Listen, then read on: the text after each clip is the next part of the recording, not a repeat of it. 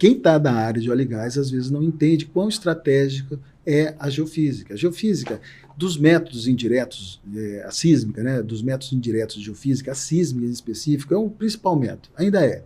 Né? Sim. Ela é o começo da cadeia de processos. Então, tudo que acontece começa com a gente.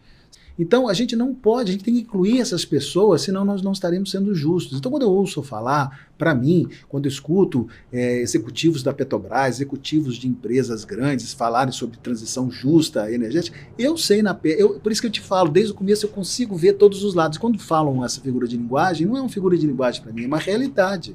Eu tenho família, eu nem sei quantos primos eu tenho, todo mundo tem cada 10 filhos. Tem gente que está morando em lugar que não tem luz elétrica. Então é uma realidade da minha família. Sobre o potencial petrolífero da bacia do Pará e do Maranhão, mas uma quantidade, Luciano, impressionante de dados ambientais, que estão atrelados como condicionantes da nossa licença. Vai ser o projeto de toda a história da sísmica, e acredito que do mundo, tá? Acredito que seja do mundo o projeto que mais investiu em meio ambiente.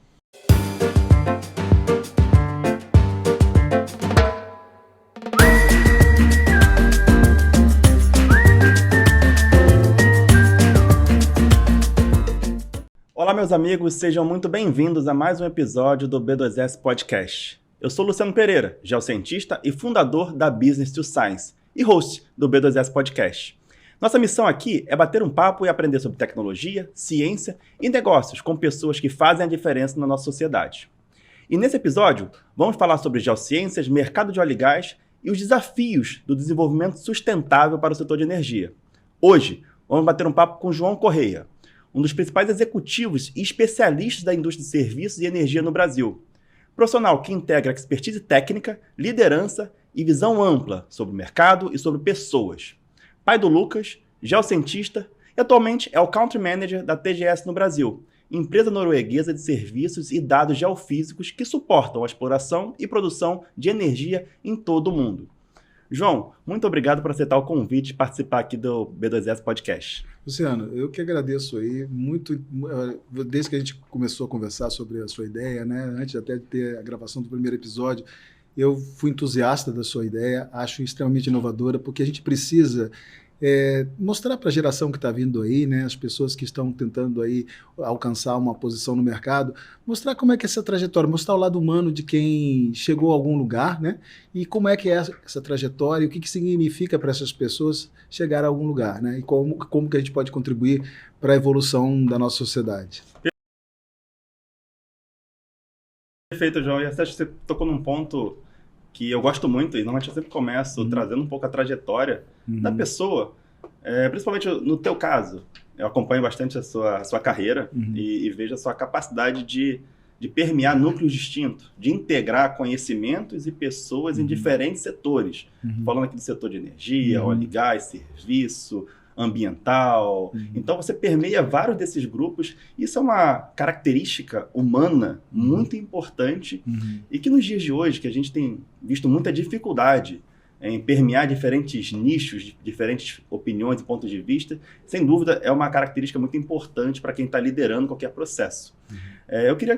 Eu acredito, na verdade, que esse tipo de característica ela vem da nossa experiência e que está muito ligada na nossa trajetória de vida, muito mais do que uma trajetória acadêmica, um curso, uma universidade. A gente não aprende isso em qualquer lugar.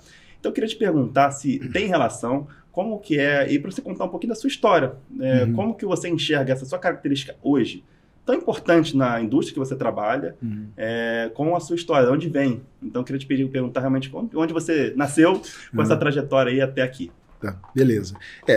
Luciano, eu acho que a gente é o resultado do que a gente viveu, né? E quantos episódios a gente tem para eu falar de uma vida que eu estou muito velho, né? Eu tenho visto os outros que falam mais pessoas mais jovens, então a gente chega nessa idade, a gente tem muita vivência, né? E realmente a gente é o resultado do que a gente viveu. Eu tenho, assim, o privilégio de ter tido uma vida singular, né? Eu tive o privilégio de poder, na minha vida, desde a minha tenra idade, a frequentar os mais diversos grupos sociais, porque a minha história é bastante única. Eu sou uma pessoa de origem muito humilde, mas muito humilde, que teve a chance e a sorte, né, e o privilégio de conseguir alcançar um lugar na vida. Né? Pra você ter uma ideia, assim, eu sou filho adotivo, né? Meus pais verdadeiros eram pessoas no interior do estado de São Paulo, próximos ao sul de Minas. Meu pai e minha mãe eram pessoas muito pobres. Minha mãe, para você ter uma ideia, ela, antes de mim, perdeu 2 crianças por fome. E o médico disse a ela que ela não poderia mais engravidar. E meu pai morava numa cidade de Poços de Caldas, meus pais verdadeiros moravam numa cidade de Poços de Caldas, sul de Minas, uma cidade relativamente rica ali no interior, né, uma cidade de distância de águas, uma cidade que teve um apogeu aí no passado. Uhum. E meus pais estavam numa situação bem precária. Minha mãe, depois que perdeu a segunda criança, ela ficou muito deprimida, porque pessoas muito religiosas, minha mãe era analfabeta, seguiu analfabeta a vida toda. Meu pai também com pouca instrução, um homem muito inteligente, mas nunca conseguiu oportunidade na vida, era jardineiro, e ele trabalhava, fazia serviços pequenos assim na cidade, né? E quando a depressão da minha mãe, ela tinha uns irmãos com uma família muito grande, né, com vários filhos, e a ideia deles, a minha mãe queria mudar para o interior e voltar para a roça para cuidar dos sobrinhos, já que ela não podia ter filhos, né? E nessa situação tinha uma coisa muito singular. Meu pai estava indo de casa em casa, dizendo que não ia poder mais atender essas pessoas. E ele, uma das pessoas que ele foi se despedir, chamou a atenção dele e falou: mas se vocês não podem ter filhos, tem um casal aqui, o turco, meu pai era libanês, meu pai adotivo era libanês, o turco, seu Adi, ele está procurando como caseiros justamente um casal que não tenha filhos. Aí, o resultado da história, para resumir, eu fui criado nessa família, depois minha mãe teve filhos, né, teve outras crianças, mas eu fui criado, eu sempre soube da minha história, da minha vivência. Sim. Relativamente à minha família, de origem era bastante humilde, e a minha família que me adotou tinha um nível social muito grande, mas eram pessoas que tiveram uma vida também duríssima, vieram de guerras. Meu pai do início do século, meu pai tinha idade para ser meu avô. Meu pai veio do Líbano, ele chegou no Brasil em 1927, e minha mãe chegou ao Brasil na fugida também da Guerra Civil Espanhola, né, em 30 e poucos. Então foram pessoas que se conheceram no Brasil. Se conheceram no Brasil. Olha, você vê a coincidência. Eles se conhecem no Brasil. Minha mãe teve problemas, perdeu parte da família na gripe espanhola, então não podia engravidar, não podia ter filhos, sempre quis ter crianças, e aí surgiu eu na vida dela. Eu fui adotado. Meus pais verdadeiros nunca me deixaram ser efetivamente adotado, eu tinha a tutela deles. E aí eu fui colocado em 2 mundos. Eu sempre vivi esse mundo de pessoas extremamente pobres e pessoas que tinham um refinamento. Essa minha mãe era irmã de uma pessoa, casada com uma pessoa importante da República, ligada à vice-presidência da República, na época do Washington Luiz. Então, gente muito antiga, né? Estou falando sim. Nada do passado. Mas toda essa bagagem, essa cultura hispânica, essa cultura árabe e as minhas culturas, minhas origens humildes aqui do Brasil, compuseram uma pessoa que eu hoje sou assim, eu consigo estar bem em qualquer lugar, eu consigo me comunicar com qualquer tipo de pessoa. Então, eu entendo, eu olho o outro e eu vejo no outro aquilo que tem de mais valioso, que é o ser humano, né? Não é a sua posição social, não é o dinheiro que você tem, é o que você é como pessoa. Então eu tive esse privilégio de conseguir me formar dessa forma. Então eu tenho um olhar muito bom para reconhecer pessoas. E eu, assim, essa é a minha melhor qualidade. Eu sou pequeno, sou pouco, mas eu reconheço os gigantes que estão ao meu redor. Não, isso é muito legal de você contar um pouco dessa história, pelo menos para mim, explica muito da capacidade de ouvir e de reconhecer pessoas e de ter a paciência de ouvir opiniões diversas e mais uma vez, estar presente em núcleos que muitas vezes não se conversam muito, né? A gente fala muito isso na nossa indústria de óleo e gás, outras indústrias, né?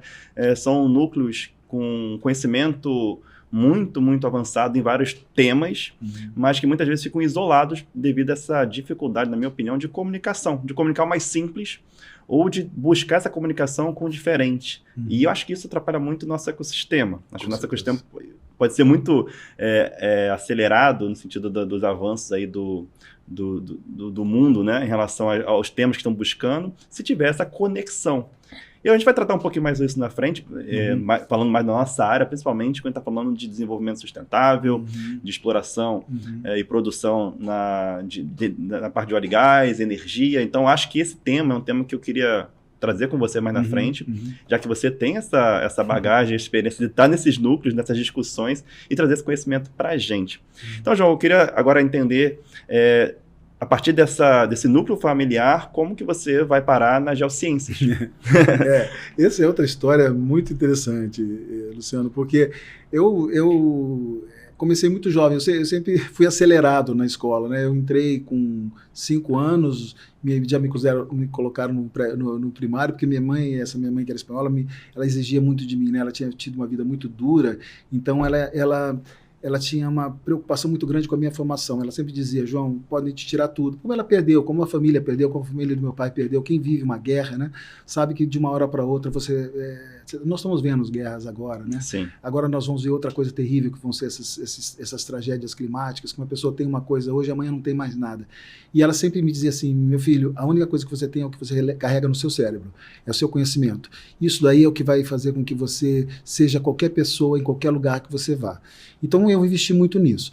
Eu com 16 anos eu passei na universidade aqui no Rio. E aí eu morava numa cidade pequena, Poços de Caldas era uma cidade bem provinciana, né?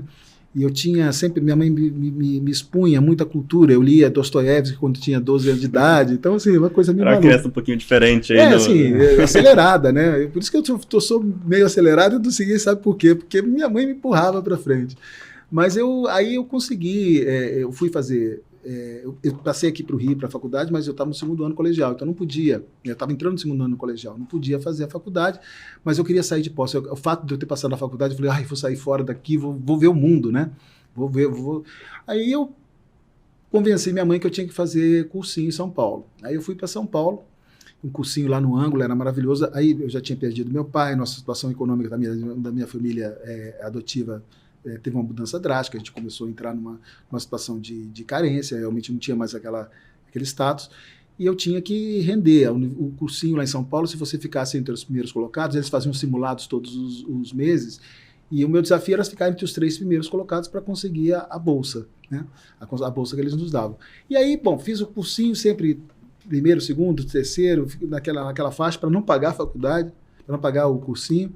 E aí, no último ano, eles sempre davam uma atenção muito grande àqueles alunos que tinham chance de passar no vestibular, porque era um marketing para o cursinho. Acho que até hoje é um pouco assim. Eu acho que ainda é assim, né? Hoje não é vestibular, é Enem, nem sei como funciona isso. Meu filho já tem 32 anos, o Lucas, então ele não passou por essa experiência de vestibular, então eu não perdi isso. Mas foi interessante, Luciano, porque eu gostava muito de física, eu sempre estudei muito, né? Gostava de física, gostava de matemática, gostava de biologia. Eu não sabia o que eu queria. Sabia uma coisa, eu não podia fazer medicina, né?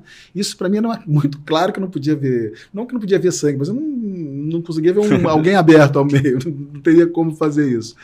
E aí, quando eu fui ver, eu não sabia para onde ir. Eu sou um historiador frustrado, eu sempre gostei muito de história. Se eu pudesse escolher, escolheria história, mas minha mãe ia ficar doida se eu fizesse isso, porque ela queria um engenheiro, um médico, um advogado, alguém assim, alguma carreira de verdade para a cabecinha dela, né?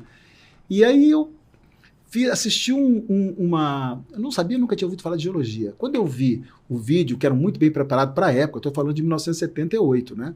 Não é isso aqui, não havia essa cultura do podcast ou da internet, não, longe disso, né? Mas eles fizeram um vídeo muito bem feito e falaram de geologia. E eu vi que geologia tinha química, que eu gostava, tinha física, tinha história, que era a história da Terra. Então, eu falei, cara, é isso, vou fazer geologia. Aí fiz geologia. Vou te dizer, vou ser franco, honesto com você, eu nunca assisti uma aula de geofísica. Assisti aula de geofísica, assisti com o coração, não gostava de geofísica. Aí eu fiz... Bom, você quer... Não, curioso que geologia, isso é uma das coisas que eu, como geólogo, também acho mais legal, assim, nos nossos colegas, né? Todo mundo é muito apaixonado todo mundo que fez geologia, normalmente tem uma história meio parecida. Eu vi alguma coisa relativa à geologia, falei, é isso que eu quero fazer, é isso que eu quero aprender, independente de vou trabalhar ou não, né? Isso. E é muito curioso, porque acho que essa visão mais apaixonada sobre a sua profissão que o geólogo tem, né? O geofísico também, né? Nesse mesmo contexto, é muito legal, muito bacana, né? Mas geofísica não estava no meu radar, não, tá? Então, eu fiz a faculdade aqui no Fundão, e o Fundão tinha, na época, uma característica. Eu fui aluno do professor Rudolf Troll, que assim, para mim Também foi meu professor. Foi seu professor, né? E é maravilhoso. Eu fui uma das últimas turmas do Troll no FRJ, eu acho. É maravilhoso. As aulas dele eram cativantes. E aí eu entrei para o grupo dele, a gente fazia microtectônica, né? Para mim foi a coisa... Assim, eu vi um sentido na vida tão espiritual, tão maravilhoso, porque quando eu ia para o campo com ele, a gente mapeava aquelas serras gigantescas em Minas. Via que aquela serra ali, na verdade, era uma dobra gigantesca. Aí eu ia, coletava um pedacinho daquela rocha, fazia uma lâmina, olhava no microscópio, eu via a mesma dobra ali. Eu falei, gente, Deus está bordando a natureza, a terra é um bordado, né? Ficava assim, aquilo me emocionava muito. Então eu queria seguir por ali, né? Pela geologia de rocha dura, metamórfica. E quando veio o concurso da Petrobras, que a gente terminou a faculdade, a única empresa que oferecia trabalho era a Petrobras, né? Que já fazia uns 4, 5 anos que a Petrobras não fazia concurso. Aí eu apliquei para geologia. Eu tinha um colega meu que estudava na faculdade, aplicou para geofísica. E quando saiu o resultado, né, comprei o jornal, saía no jornal na época, comprei o jornal e geologia. Eu falei, pô, não passei, cara, eu tinha estudado tanto, não passei. Vou ver se meu amigo passou. Quando eu olho ali, estava meu nome na geofísica. Eu falei, pronto, erraram, né? Publicaram o contrário. Até o dia que eu fui assinar o contrato na Petrobras, eu ainda discuti com a senhora lá que me atendeu. Eu falei, senhora, não, tá errado aqui, não é? Eu peguei o contrato para assinar dizendo geofísico. Eu falei, não, eu sou geólogo. É até legal contextualizar, né, que o geofísico, hoje, né, até ontem, né, a gente está gravando hoje aqui no dia 5, ontem foi regulamentado, quer dizer, foi aprovado na Câmara, né, a regulamentação da profissão geofísico, que é uma cadeira específica em algumas universidades, é um curso inteiro ali de geofísica, mas que por muito tempo ainda é, né, é uma disciplina dentro da geologia, e muitos geofísicos que hoje atuam, né, ou vêm da física ou vêm da geologia, e depois por pós-graduação, mestrado, doutorado, no meu caso, no seu caso, se tornam geofísicos também. Mas ontem, né, teve essa aprovação, bom, né? Que é muito assim, bacana para os geofísicos, né, ter essa regulamentação, valorização da profissional. Da nossa profissão, realmente. E na minha época não tinha geofísica. O que existia geofísica era a USP e era uma geofísica ligada realmente àquela sismologia. Na verdade, eram os sismólogos, né? Normalmente, quando a gente vai explicar sobre simplificar a geologia e geofísica, para quem não é da área, a gente tem que falar sobre esses eventos mais catastróficos. Geofísica, terremoto, geologia, rocha, você vai tentando simplificar, né? Verdade. E aí, parece para mim teve outra felicidade na minha vida, outra coisa, outro acaso na minha vida, né? Então você estava voltando, então você entra na Petrobras, no concurso, achando que estava entrando como geólogo, mas entrou como geofísico. Eu nunca passei na minha vida a ser geofísico, não estava no meu radar. Geofísico, eu falei, meu Deus do céu. Tá, porque a experiência na universidade não foi boa, né? E aí que é a importância, né? O professor, ele tem uma responsabilidade muito grande, né, cara? Concordo. Uma responsabilidade... de direcionar a vida ali, né? Direciona vidas, né? E assim, aí a gente começa a ver, né, Luciano, que quantas profissões não são devidamente valorizadas. Quantas pessoas, assim, eu vou além, não só na universidade, o professor do ensino básico, médio, quantas pessoas escolhem a profissão ou qual carreira vai seguir devido ao seu professor. Uma boa aula de história, uma boa aula de química, uma boa aula de um professor que te inspira, é aquele caminho que você quer seguir. Você começa a aprender a gostar daquela disciplina devido ao professor. Exatamente. E você está citando o lado positivo, né? Que é aquele que abre portas e o que fecha as portas. Concordo. Né? Quantos talentos que você poderia ter em algumas áreas que não chegam a se concretizar porque teve uma experiência ruim, como eu tive com geofísica, né? A minha visão de geofísica era a pior possível. Na época, na universidade, era um professor que cumpria a tabela, que já não tinha o menor interesse, a aula dele não tinha qualquer atratividade. Nossa, assim, sabe, Luciano, eu gostava muito de estudar, então, mas eu gostava do desafio, eu não gostava de chegar ali e ficar ali sem desafios. Eu encontrei uma pessoa dentro da área de geofísica que, deixa eu te falar a verdade, nem lembro o nome da pessoa, do professor. Porque não marcou, né? E depois na Petrobras, sim, que aí a Petrobras ela te forma, é quase que era na época universidade. Como você falou, você tinha gente que entrava pela geologia e gente que entrava pela física. E o fato de eu ter ido para geofísica foi porque na época eu era sempre fui assim, bom em matemática e física, né? Uhum. Eu tinha um conhecimento até além daquele que era exigido para fazer nessa prova. Então, eu acho que deve ter gabaritado a prova de física, a prova de matemática, aí eles falaram, não, aqui tem um geofísico, vamos botar ele para geofísica. Sim. E aí eu fui para lá. E aí eu fui me encantando com a profissão. E o lance, assim, que eu acho que acontece na vida de todos nós, né? A gente não tem que também se preocupar muito do ponto de partida, né? É a trajetória. Você chega assim, um tempo de maturidade profissional, você tem transformações, você trabalha na indústria de serviços, você tem uma carreira mais ligada à vendas ou à gestão, você não vai trabalhar com aquilo que você planejou dia 1. Ou que a tua profissão desenha, eu sou geólogo, vou ficar andando pelos campos, mapeando as dobras, tomando banho de cachorro. Não é isso. E eu acho isso até muitas vezes um problema para muita gente que se entende dentro de um espectro, de uma caixa, sou geólogo, sou geofísico, sou qualquer profissão, e entende que tem um job description ali, né? Eu só tenho que fazer isso, e às vezes não, né? Você tem muita outra coisa para fazer, e se você tiver um olhar um pouquinho mais aberto, sim, você vai enxergar outras coisas para fazer, que pode dar muito valor para a empresa que você trabalha, para você como profissional, mas precisa abrir um pouquinho mais essa lente, né? Exatamente. Eu acho que assim, um dos fatores de que eu considero assim, sucesso profissional para mim foi justamente isso. Eu sempre fui inquieto nas coisas que eu faço. Eu sempre fui muito aberto a coisas novas, né? E eu até hoje, assim, eu acho que isso é uma receita para não envelhecer, né? Eu não sei tudo, tenho certeza que não vou saber, e se um dia eu chegar e disser, já sei tudo, já não tenho mais interesse, é porque eu já estou morrendo. Acho que a vida é isso, a vida é esse deslumbramento com coisas novas. Você se torna nova, você rejuvenesce com aquilo que você vê, sabe? Você se retroalimenta com o que você vê. Então, eu passei pela geologia, me tornei geofísico, fiz análise de sistema, como eu trabalhava com processamento geofísico. Eu queria perguntar, aí dentro da geofísica, na Petrobras, você trabalhava já com processamento sísmico? Não, eu comecei no campo, né? Como todo mundo começa no campo, trabalho de campo, fiquei no Espírito Santo, cheguei a trabalhar um pouquinho no Paraná, fiz estágio no Rio Grande do Norte, em Sergipe Alagoas, mas basicamente o Espírito Santo. Depois eu saí do Espírito Santo, vim para a sede aqui no Rio para trabalhar no processamento. Quando eu entrei no processamento, eu falei assim, eu quero entender o que está acontecendo aqui, porque a Petrobras tinha um privilégio na época. Era a única empresa no mundo que tinha acesso ao código-fonte da empresa Western, que era o melhor pacote de processamento de dados da época. Década de 80, João? 80, anos 80. Eu entrei na Petrobras em 85 e fui efetivamente para o processamento em 90, no começo dos anos 90. E aí eu vim para cá, fui trabalhar em dados terrestres, que foi outro privilégio também, porque é uma escola, dado terrestre é muito mais complexo, o processamento, você sabe, né? Uhum. É um artesanal. Você a gente trabalha hoje com dados terrestres dessa época ainda, de vez em quando, são os dados que tem disponíveis. Né? Mas é desafiador, mas você aprende muito. E aí, como eu fui fazer cursos de análise de sistemas na PUC, foi uma das primeiras turmas que se abriram aqui, e assim, pra você ter uma ideia, banco de dados relacional era a grande novidade do momento, é que nem inteligência artificial hoje, era banco de dados relacional. E eu me apaixonei por aquilo, de organizar dados, sabe? Eu comecei a ver, e aí eu entrava dentro do pacote da Western, eu entendia ali, quando eu estabelecia um parâmetro, se eu botar 2 ou botar 4, o que acontece? Eu via a equação, o que aquele númerozinho que eu colocava, em quais equações ele mexia. Então, isso me abriu demais a cabeça. E aí, dentro do processamento, eu fui para a área que dá apoio ao processamento. Então, a gente abria o pacote, olhava dentro do pacote, e nesse momento eu comecei também a trabalhar desenvolvendo as teses das pessoas da Petrobras que vinham para o Brasil.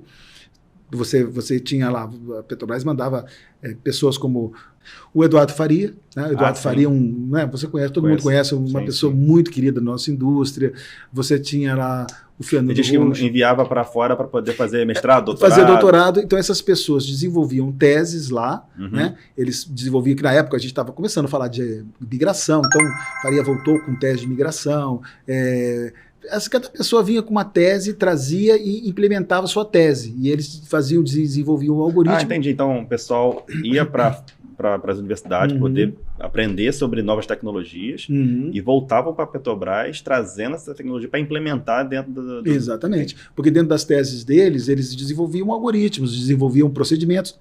E esse nosso grupo aqui dentro da Petrobras era responsável por auxiliar esses próceres que vinham de fora, que foi investimento, que era assim, não era fácil ir, sabe? Não era qualquer um que ia naquela época. Hoje acho que é mais fácil, mas antigamente era muito mais restrito, o país era muito mais fechado, né? E os recursos eram menores. A Petrobras era uma empresa bem fechada no seu mundo. Mas essas pessoas iam e voltavam e eu trabalhava na implementação desse pacote. Aí o que aconteceu? Quando houve o desafio da Petrobras, a gente não sabia à época o que era isso, onde isso ia dar, mas ia se recuperar todo o acervo de geofísicos, de dados geofísicos e de dados de poços da Petrobras. A gente chamou na época do projeto FITAS, e esse projeto nós tínhamos 800 mil mídias para compactar, remasterizar, recuperar, porque essas fitas elas já estavam perdendo, né, o óxido, né, estava se deteriorando, estava estragando, e aquilo era acervo do país na época, né? Então foi um projeto a ser orgulho. E aí comprou-se uma ferramenta, que era o Petrobank à época, e era muito pé duro. A gente não conseguia colocar os dados lá, porque essa ferramenta foi desenvolvida para dado pós-stack. Dado pós-stack era bico, colocar lá dentro. Pré-stack que era o problema, que era justamente onde nós estávamos tentando recuperar, porque era o pré-stack que estava se deteriorando. O dado pós-stack já, nessa época, já vivia em disco. Mas o pré-stack era fitas magnéticas, tapes, aqueles redondões, né? Né? Então, e me deslocaram para lá. Eu fui transferido para esse projeto e eu comecei a desenvolver um monte de ferramentas que faziam o controle de qualidade desses dados todos, fazia a recuperação daquilo que já estava se deteriorando e fazia a carga no Petrobank. O projeto foi tão sucesso, foi tão exitoso, que a empresa, à época, olha que ironia, era a PGS Data Management, que fez. Eu saí da Petrobras para trabalhar na PGS Data Management, no mesmo projeto que estava dentro da Petrobras. Você queria entender um pouquinho essa transição. Você era funcionário da Petrobras, trabalhava nesse projeto. Eu estava 16 anos na Petrobras. 16 anos. E a PGS era, digamos, a sua fornecedora ali. Ela foi contratada para rodar o projeto. Né? E aí, dentro desse projeto, você foi contratado pela PGS para sair da Petrobras, foi isso? Exatamente, porque eu era o fiscal da história, mas eu nunca fico assistindo as coisas, né? Sim. Eu via que a coisa, dá para fazer um softwarezinho aqui, dá para fazer uma coisa ali, e a gente começou a construir uma suite de processos, de software, tudo desenhado em Axis, cara. Era uma coisa muito doida. Você pegava o Axis, a parte de desenvolvedor do Axis, eu falo banco de dados relacional, e a gente conseguiu multiplicar por 10 a produtividade do projeto. Então, era um projeto que era para ser extremamente deficitário, foi um sucesso e resultou no BDEP. Né? Então, eu tenho... o BDEP, nosso banco de dados. Nosso banco de dados, ele nasceu desse projeto. Porque no meio do caminho nós trabalhávamos como Petrobras e a PGS era contratada para fazer a operação e a ferramenta era da IBM, o Petrobank era da IBM. No meio do caminho, o que aconteceu? Houve a flexibilização do monopólio, a Petrobras tinha a obrigação... Isso foi nessa época? Em 99 e 2000. A Petrobras tinha que transferir o acervo de dados, uma cópia desse acervo de dados para a ANP, essa era o acordo, né, para essa flexibilização, ela reteria aqueles golden blocks, eu tinha trabalhado também já junto com... Nessa época aí os grandes blocos eram bastante campos... Olha, Luciano, eu participei desse processo também com o Reneu ali no grupo do Serginho, na superintendência. A superintendência, na época, é responsável por isso, eles já estavam com essa missão de definir os blocos. Sim. Né? E aí a gente pegou tudo. A gente pegou a primeira versão, eu vi a primeira versão desenhada, era o Brasil inteiro. Aí eu falei, não, calma, vocês vão ter que dizer quais os blocos vocês querem. Aí eu também trabalhei com o pessoal ali em critérios para definir quais eram os blocos melhores, né? Mas nesse meio do caminho eu fui para o BDEP, fui para o projeto FITAS, que resultou no BDEP. E esse para mim é o meu grande, eu digo assim, olho para trás e eu falo, o grande feito da minha vida foi esse. Foi esse projeto. Foi esse projeto, porque esse projeto é histórico para o país. Depois disso eu fui para a PGS e a PGS foi comprada pela Halliburton, eu virei Halliburton. Uma pergunta, uma curiosidade mesmo, né? Porque essa história não é muito comum, alguém trocar uma operadora para uma empresa de serviço. Até por uma questão cultural, eu acho, assim, de enxergar como enxerga também essa relação operador e serviço. Como foi o teu ambiente na época, quando você tomou essa decisão? Terrível. Todo mundo falava assim, João, você está louco, você vai deixar a Petrobras. Sabe, porque a Petrobras era a nossa casa, né? Não existia outra casa, não havia outras possibilidades. Você sair de uma operadora que era a única, a Petrobras, para uma empresa de serviço, era visto como um passo atrás. Um passo atrás na carreira. Porque todo mundo imaginava, ainda mais dentro da Petrobras, todo mundo na Petrobras falava, todo mundo quer estar aqui. Para entrar ali, você tinha que fazer um concurso, era difícil, né? Era muito concorrido. Mas, Luciano, na época... O que te motivou, João, a sair? Ai, cara, foi um momento político muito complexo no Brasil, né? Nós tínhamos saído Passamos pelo governo Fernando Henrique, onde todo dia falava-se de privatização, privatização, o clima dentro da Petrobras era de derrota. A gente fazia as greves, lutava contra a privatização, aí veio o Collor, aí foi um horror, aí realmente a coisa desandou de vez, e nós percebemos uma coisa, né? Na verdade foi o verso, o Collor, depois foi o Fernando Henrique, mas o Collor, já na época do Collor, a gente teve uma desvalorização salarial absurda, né? Então, quando eu falo assim, eu saí por quê? Porque realmente era... Financeiramente era terrível. Eu era geofísico 3, eu saí da Petrobras como geofísico 3, né? Um passo antes de ser o topo da carreira. Na época não existia a carreira em Y, você chegava ali no geofísico 3, 4, quando chegava no 4 você não tinha progresso. Ou você virava gerente, né? E eu não queria ser gerente também na época. E assim, só para te dar um número, você imagina na época, se a gente fizesse atualização, seria um pouco maior, mas eu ganhava $600 na época. E o salário que eu tinha, meu filho era pequeno, e eu pensava assim, esse mês o que eu faço? Eu compro um livro ou eu vou ao cinema? Porque não dava para fazer as duas coisas. Fazer uma viagem jamais. A empresa não mandava para fora, que eu era serviço dentro da empresa. Entendi. Eu sempre gostei de ser serviço. Eu me sentia realizado ajudando aquelas pessoas tão capazes a desenvolver o trabalho delas. Porque alguém tinha que fazer aquilo. Né? E eu sempre... Aí, como você tenho falou, esse mesmo sentimento, sabe, de serviço. Assim, eu pergunto, é uma curiosidade porque, em geral, as pessoas querem trabalhar numa operadora, quem está na área de óleo e gás, né? Porque vê início, meio e fim ali, de certa forma. Mas o meu perfil, eu também gosto muito de serviço. Eu acho muito interessante estar nesse processo de acompanhar, de auxiliar aqui, de auxiliar vários grupos e outro processo que eu gosto muito, que é o processo de comercial, de venda. Eu acho isso tão legal, sabe? Sim, porque você está ajudando, você está conectando pessoas. Então, o trabalho, por exemplo, de um intérprete é muito solitário. Antes era, né? Eu acho que hoje depois houve uma grande transformação, porque as próprias ferramentas, a tecnologia te empurrou para ser mais colaborativo. Mas naquela época, o intérprete, você imprimia assim, uma sessão em papel, você ficava lá pintando aquilo num ato solitário, sabe? O processador ficava ali, sem interagir com o intérprete, os mundos não se falavam. Eu queria aproveitar, para quem então não é muito familiarizado com o tema, você pode trazer para a gente uma simplificação assim, da importância da geofísica com essas etapas, você falando de interpretação, de intérprete, mas aquisição, processamento, interpretação, essas três principais etapas aí para quem trabalha na área de óleo e gás. Você pode dar uma visão geral sobre esses temas? Olha, não é só para quem não trabalha na área de óleo e gás. Quem está na área de óleo e gás, às vezes não entende quão estratégica é a geofísica. A geofísica, dos métodos indiretos, a sísmica, né, dos métodos indiretos de geofísica, a sísmica em específico é o principal método, ainda é. Né? Sim. Ela é o começo da cadeia de processos. Então, tudo que acontece começa com a gente. Se a gente não consegue revelar o que está no subsolo, não tem como você ter outras etapas. Então, nós somos assim, uma indústria, não é uma indústria muito grande, e se você pegar os números nossos, nós somos muito pequenos, mas somos de alta capacidade de realizar, e sem nós... O valor agregado é enorme. É o começo. Né? Eu costumo brincar assim, dizer, nós somos... A gente que faz o parquinho. Se a gente não fizer o parquinho, não tem... Se a gente não fizer o playground, ninguém brinca de petróleo. Né? Exato.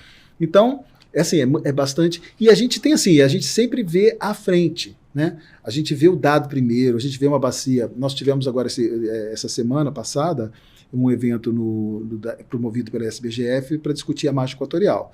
Eu venho falando da margem equatorial há 4, 5 anos. Por quê? A minha empresa foi a primeira a adquirir dados, né, com aquela qualidade sistemática em águas mais profundas da bacia de todas as bacias da margem equatorial, seja a bacia da Amapá, águas profundas, seja Pará-Maranhão, Barreirinhas, Potiguar. Então, a TGS foi uma empresa que revelou o que havia ali. E a gente viu isso em primeira mão. Então, eu sempre fiquei muito assim, ansioso. Eu falei assim, olha, isso aqui é o que nós temos. Né? A gente vê o dado. Temos um valor enorme aqui embaixo. Enorme. Mas eu já previ ali também as consequências, as dificuldades que a gente ia encontrar no licenciamento e tal. Então, a gente vê primeiro as coisas, não porque somos melhores, porque a gente tem acesso à informação primeiro. Né? São várias etapas, né? Para também quem busca a área, né? Tem a parte de adquirir o dado, então tem toda uma indústria ali por trás gigantesca, né? Com navios, quando no caso marinho, para adquirir. Aí tem uma etapa do processamento, que é pegar essa informação que foi adquirida, transformar numa imagem, e depois a parte da interpretação, que é pegar essa imagem e trazer valor, algum significado a ela, né? Então toda essa cadeia, isso no começo do processo também, quando você está já produzindo também a geofísica hoje é extremamente importante, porque você está lá retirando do subsolo uma quantidade de hidrocarboneto, uma quantidade de fluido que estava ali dentro, então você está deixando aquele teu reservatório esvaziando. E um reservatório não é uma esponjinha contínua, ele tem estruturas internas, ele tem áreas mais porosas, áreas mais impermeáveis e tal. E você tem, a geofísica é fundamental, tanto é que hoje uma das grandes aplicações que tem dentro da sísmica é o 4D, que é quando você monitora aquele teu campo. Faz um acompanhamento. Faz um acompanhamento, você faz intervenções no campo e você pode ver, se eu estou injetando aqui algo para aumentar a recuperação desse campo, qual é o comportamento, como esse fluido está sendo distribuído dentro do reservatório e como essa injeção está efetivamente transmitindo pressão para que aquele hidrocarboneto atinja a superfície. Então, eu gosto muito da analogia, para simplificar, assim, com a área médica, sabe? Com ultrassom, né? Lógico que escalas distintas, né? Mas de forma análoga dá pra gente entender assim, né? Você tem ali passando ultrassom para saber, por exemplo, se tem algum bebê, se tem algo acontecendo ali dentro. E você vai acompanhando sempre para poder perceber a evolução, tanto de fluido, tanto de qualquer outra coisa. E, de forma análoga dá para entender assim, é a mesma coisa que o geofísico faz com o nosso planeta, né? Exatamente. E acompanhando ali, né? Perfeito. Queria aproveitar, João, esse tema de geofísica para poder perguntar para você um pouquinho sobre a atuação sua hoje com a TGS, uma empresa global muito importante nesse segmento. Dá espaço para você falar um pouquinho sobre o que você está fazendo agora, qual é a visão da TGS para o Brasil, e nesse momento especial para vocês, né, que vocês passaram agora por um processo de fusão, né, com outra grande empresa que é a PGS. Então eu queria te pedir para poder explicar para a gente um pouquinho o que a TGS faz, qual a visão para o Brasil da TGS e qual o cenário agora junto aí com a PGS. Muito bem, Luciano. Olha só, eu tenho muito orgulho de trabalhar na TGS, né? Eu sempre trabalhei com empresas de sucesso. Petrobras, nem se fala, né? A TGS mesmo, depois a Halliburton, e agora entrei para uma outra empresa que foi comprada pela TGS, que era Spectrum na época, né? A TGS é uma empresa assim, que tem uma administração tão boa que de todas as empresas de sísmica é a única que dá lucro. Ela está comprando as outras porque as outras empresas... Quantas empresas ficaram pelo caminho nessa última década? É uma indústria difícil, né? É uma indústria difícil. Nós estamos num cenário extremamente desafiador. Você está reduzindo não só o número de empresas de sísmica, mas é uma consequência da redução do número de petroleiras. É uma consequência da redução do investimento que essas empresas estão fazendo em exploração. Então, o nosso laguinho está secando. E a TGS vem comprando empresas, né? Ela comprou a Ion, ela comprou o Magseis Fairfield para se capacitar no segmento de nodes, né? Que é uma tecnologia de aquisição sísmica, onde você instala um dispositivo no fundo oceânico, diferente da sísmica tradicional, que você carrega um cabo, é uma tecnologia mais, vamos dizer, mais avançada, e é mais cara, e a TGS compra a Ion, compra a Spectrum, porque a Spectrum estava muito bem posicionada no Brasil. A Ion também tinha... A tua relação com a TGS vem da Spectrum, então? Vem da Spectrum. Originalmente eu era Spectrum, quando a Spectrum foi comprada, eu era Country Manager da Spectrum, continuei sendo Country Manager da TGS. Perfeito. Agora nós compramos alguém que tem o mesmo peso mais ou menos. Todo mundo dizia assim, qual a maior empresa de sísmica do mundo? Bom, tinha 3. Se você olhasse, dependendo do ângulo que você olhasse, pela biblioteca, pelo número de embarcações... Pelo tipo de modelo de negócio também, né? Qual era a maior? Você ficava em dúvida. Não, tem as 3 maiores... que mudavam de primeiro lugar conforme o parâmetro que você olhasse, era TGS, PGS e CGG. Eram os 3 maiores. Com a compra da PGS pela TGS, agora não há mais dúvida. A TGS é a maior empresa de geofísica do mundo. E a TGS, até mesmo antes dessa compra, ela vem se diversificando, ela vem acompanhando, né? É uma empresa que tem uma administração admirável, ela tem muito visionária, nossos gerentes, nosso CEO tem uma visão muito ampla, ele está bem à frente do tempo. Então, isso mostra o resultado para os acionistas, né, do valor econômico que a empresa tem. E ele já está lá atrás apostando em novas energias, né, em solar, em eólica, em CCS. Então, a empresa está sólida nos negócios tradicionais, mas já está avançando, está na liderança dessas novas tecnologias que vão ser aplicadas nas renováveis. Então, desses modelos tradicionais, então, o que a TGS hoje faz, principalmente no Brasil, processamento sísmico, aquisição, dado multicliente. A gente, quer dizer, nós temos a suíte completa aqui no Brasil, né? A gente faz todos, e com a PGS juntas, então, a gente faz dobrado até, porque tem muita superposição. As duas empresas eram norueguesas, têm uma tradição mais ou menos semelhante. Então, a gente agora dobra de tamanho, dobra de capacidade e dobra de número de projetos, porque as duas empresas estão trazendo à mesa agora para essa nova empresa portfólio bastante robusto, né? Nós estamos agora, vamos começar daqui na próxima semana uma aquisição extremamente estratégica para a Petrobras na bacia do Pará-Maranhão, um projeto maravilhoso, um projeto que vai dar uma entrega ao país, não só do conhecimento que ele vai poder proporcionar sobre o potencial petrolífero da bacia do Pará e do Maranhão, mas uma quantidade, Luciano, impressionante de dados ambientais que estão atrelados como condicionantes da nossa licença. Vai ser o projeto de toda a história da sísmica, e acredito que do mundo, tá? Acredito que seja do mundo, o projeto que mais investiu em meio ambiente. Eu quero entender um pouquinho mais sobre isso, João. Como eu mencionei, acho que no início a gente tocou um pouco nessa dificuldade, muitas vezes, de se conversar e de se chegar a boas soluções no tema ambiental, no tema de produção de óleo e gás. Como esse projeto integra isso, e aproveitando esse gancho, como você enxerga isso em relação a essa necessidade de integração? Que se faz muito necessário pelo nosso momento e para a indústria também, essa integração. Olha, isso aqui é necessário, esse licenciamento é necessário, mas a produção é necessária para uma segurança energética. Como você enxerga esse tema e como se esse projeto integra isso de alguma forma? Com certeza, Luciano. Vamos começar pelo começo, da necessidade desse dado. É óbvio que a gente precisa desses dados, né? Quando eu sou uma voz dentro da indústria que rebate muito as críticas ao IBAMA, né? Pelo contrário, eu acho assim, o IBAMA é uma entidade espetacular. E você imaginar, Luciano, que nós temos 45 pessoas como força de trabalho efetiva para fazer todo o licenciamento ambiental de toda a plataforma continental brasileira, nos segmentos de sísmica, perfuração, produção. Você pode assim, posicionar o processo, por exemplo. Vamos lá, tem uma área, na bacia do Pará-Maranhão, onde se tem o interesse em fazer uma pesquisa para poder saber se tem ali em subsuperfície algum play, alguma oportunidade futura aí de negócio de extração. Como que é o processo? Onde que o IBAMA entra nessa? O IBAMA entra no começo, né? Porque com relação às autorizações do ponto de vista de regulatório, que é o que a ANP faz, eu sou uma empresa cadastrada como uma EAD, uma empresa de aquisição de dados, então estou regularmente apta a fazer um projeto ambiental, um projeto de sísmica. Mas para fazer esse projeto, eu tenho que ter essa autorização da ANP, mas eu preciso de uma licença ambiental para poder operar. E aí entra o IBAMA. Então entra em paralelo. A autorização da ANP é quase que automática.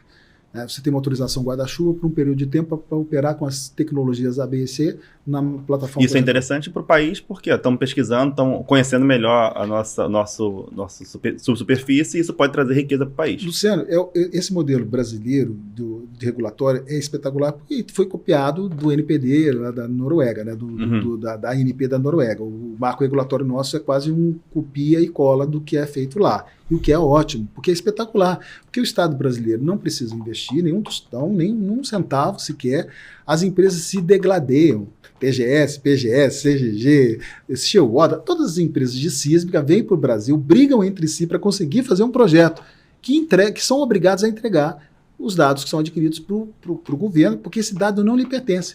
O dado não pertence. Quando eu vou e invisto, faço milhões de investimentos para adquirir um dado, esse dado não é meu. Esse dado pertence à União.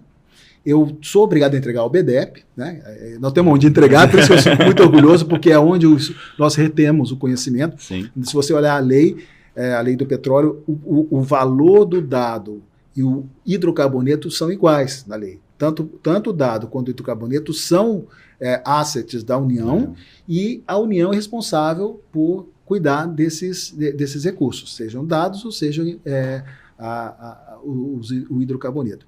Então, quando você desenha um projeto, você vai ao IBAMA e fala assim, olha, eu quero fazer, você tem um documento chamado Ficha de Caracterização da Atividade, FCA. É uma informação básica, você diz a área que você quer fazer, mostra o polígono, o shapefile. E seja a empresa de serviço, seja a operadora. Quem quiser pesquisar lá... Sendo que a operadora, se ela está sobre uma área de concessão, é um projeto proprietário para ela e ela tem prioridade. Se é uma empresa de serviço, ela faz de forma multicliente, né? E então ela vai colocar esse chapéu, ela vai ser responsável pelo projeto. E qual o interesse da empresa em fazer isso, em investir isso antecipadamente? Então, depende do cenário, né? Há 10 anos atrás era bem diferente. 10 anos atrás as empresas entravam praticamente no risco, porque você tinha um mar de oportunidades, você tinha áreas gigantescas da nossa plataforma sem cobertura de dados, você sabia que existia, e aí depende de bacia a bacia de Santos. Bacia de Santos já foi patinho feio, né? Eu costumo dizer isso. Eu assisti na época, eu trabalhava ainda na Petrobras, eu tinha uma colega minha, Nazélia Nunes Barro, que foi uma das primeiras intérpretes a trabalhar na Bacia de Santos, e todo mundo fala assim, que loucura. Nazélia, você está trabalhando, tem uma parede de sal ali, o que você vai fazer com isso? O sal era um problema. Sim. Então, as coisas vão mudando. E aí as empresas apostam, né? Houve muita aposta das empresas. Você aposta da cobertura porque uma vez que você tenha comprovado ali que há uma oportunidade, você depois pode vender o serviço, vender o dado. Vender o dado, porque o que alimenta as operadoras? As operadoras, na lógica, isso flutua, né? Hoje em dia elas estão com menos apetite exploratório, porque há 10 anos atrás elas tinham uma obrigação para manter o seu valor, elas tinham que ter o hidrocarboneto em produção, que trazia o valor real no momento, mas elas tinham que demonstrar para os seus acionistas e para o mercado que elas estavam repondo essas reservas. Então elas tinham que ir para a área de nova fronteira. E na área de nova fronteira você precisa ter dados. É aquilo que eu falei, se a gente não tiver o dado de base, você não tem como brincar ali. Você não vai pegar um graveto e falar, eu vou furar aqui, né? Então, aí a gente fazia, as empresas de sinos faziam muitos projetos, e muito aqui foi feito no Brasil. Nós chegamos a ter, Luciano, quando o Brasil abriu o mercado aqui em 2002 até 2004, nós chegamos a ter, no inverno do hemisfério norte, que as embarcações não podiam trabalhar lá por causa das condições adversas climáticas, a gente já chegou a ter 80% da frota mundial de sísmica no Brasil, numa época que você tinha mais de 20 navios sísmicos. Hoje a frota cada vez está sendo reduzida. Então, assim, eram empresas estrangeiras colocando seu dinheiro aqui, colocando seu risco para entregar para o Estado brasileiro. Então, para o Estado brasileiro é maravilhoso. Então, o Estado brasileiro é o que mais ganha. E aí o IBAMA,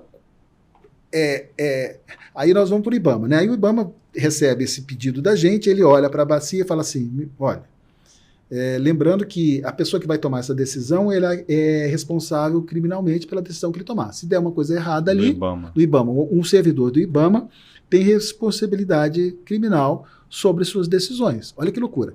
Você pega um cara, né? Você pega pouca gente, você põe um time extremamente reduzido. Não dá recursos a esse time, não dá software, não dá hardware, não dá a ele dados para ele tomar essa decisão e diz assim, e se você ainda depois disso tudo tomar uma decisão errada, você vai preso. O que você faria? Precaução. É mais fácil dizer não. E ainda mais seguro. Não é um tipo de avaliação simples do ponto de vista técnico. Será que quem está lá tem essa experiência técnica ou é preparado para isso, né? Não é.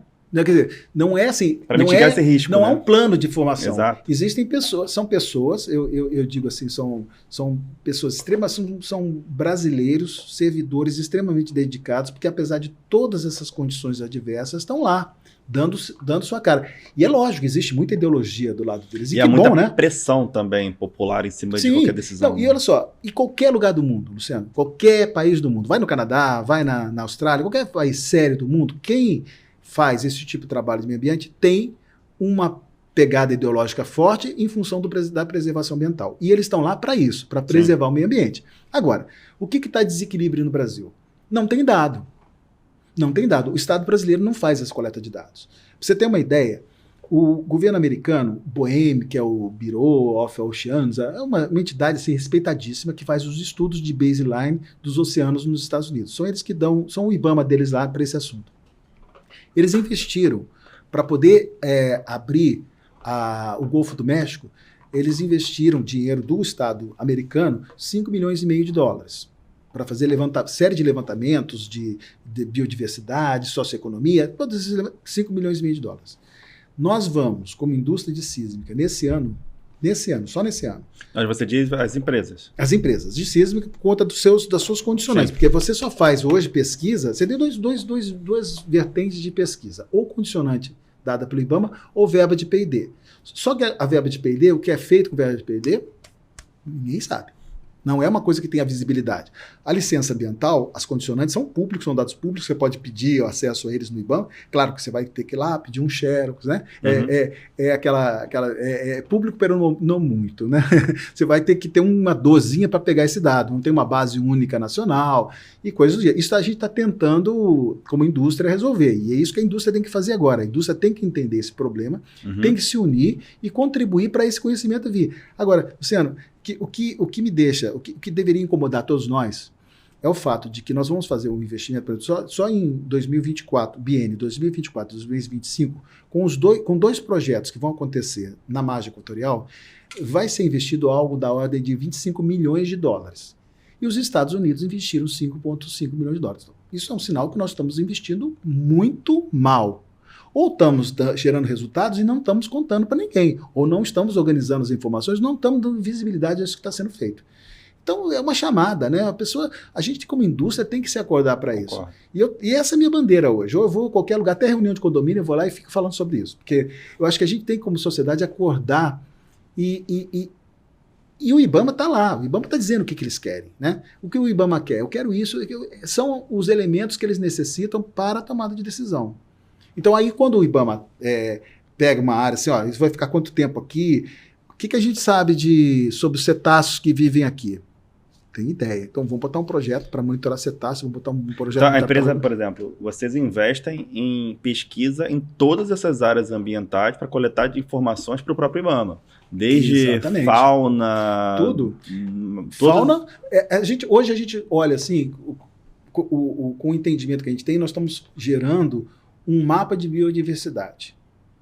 É interessante falar isso, né? Porque possivelmente é um conhecimento que não é público, de entender que uma empresa que pode ser mal vista por várias pessoas que não entendem o processo como um todo, seja as pessoas que estão morando lá, seja as pessoas que estão de longe, só observando, enxergando, chega até ela uma comunicação de que é uma empresa que está indo lá para poder explorar ou tirar algum recurso, não conhece esse outro lado da pesquisa que estão fazendo para poder aumentar o conhecimento sobre biodiversidade, poupar. Exatamente. Isso é muito importante, na minha opinião, ser comunicado, para poder, as pessoas podem até chegar a mesma conclusão, mas ter mais informação sobre o que está sendo feito de verdade, para equilibrar um pouco essa discussão. No meu ponto de vista, o que chega ao grande público, e isso gera uma pressão popular grande, e a pressão popular gera pressão política e tomada de decisões, são informações muito rasas, e normalmente o vilão é sempre a indústria, isso prejudica muito para mim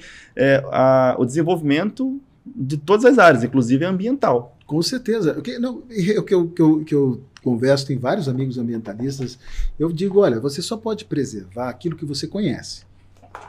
Concorda? Não há como você... eu estou preservando. Como? Qual o comportamento? O que tem aqui? Que animal tem aqui?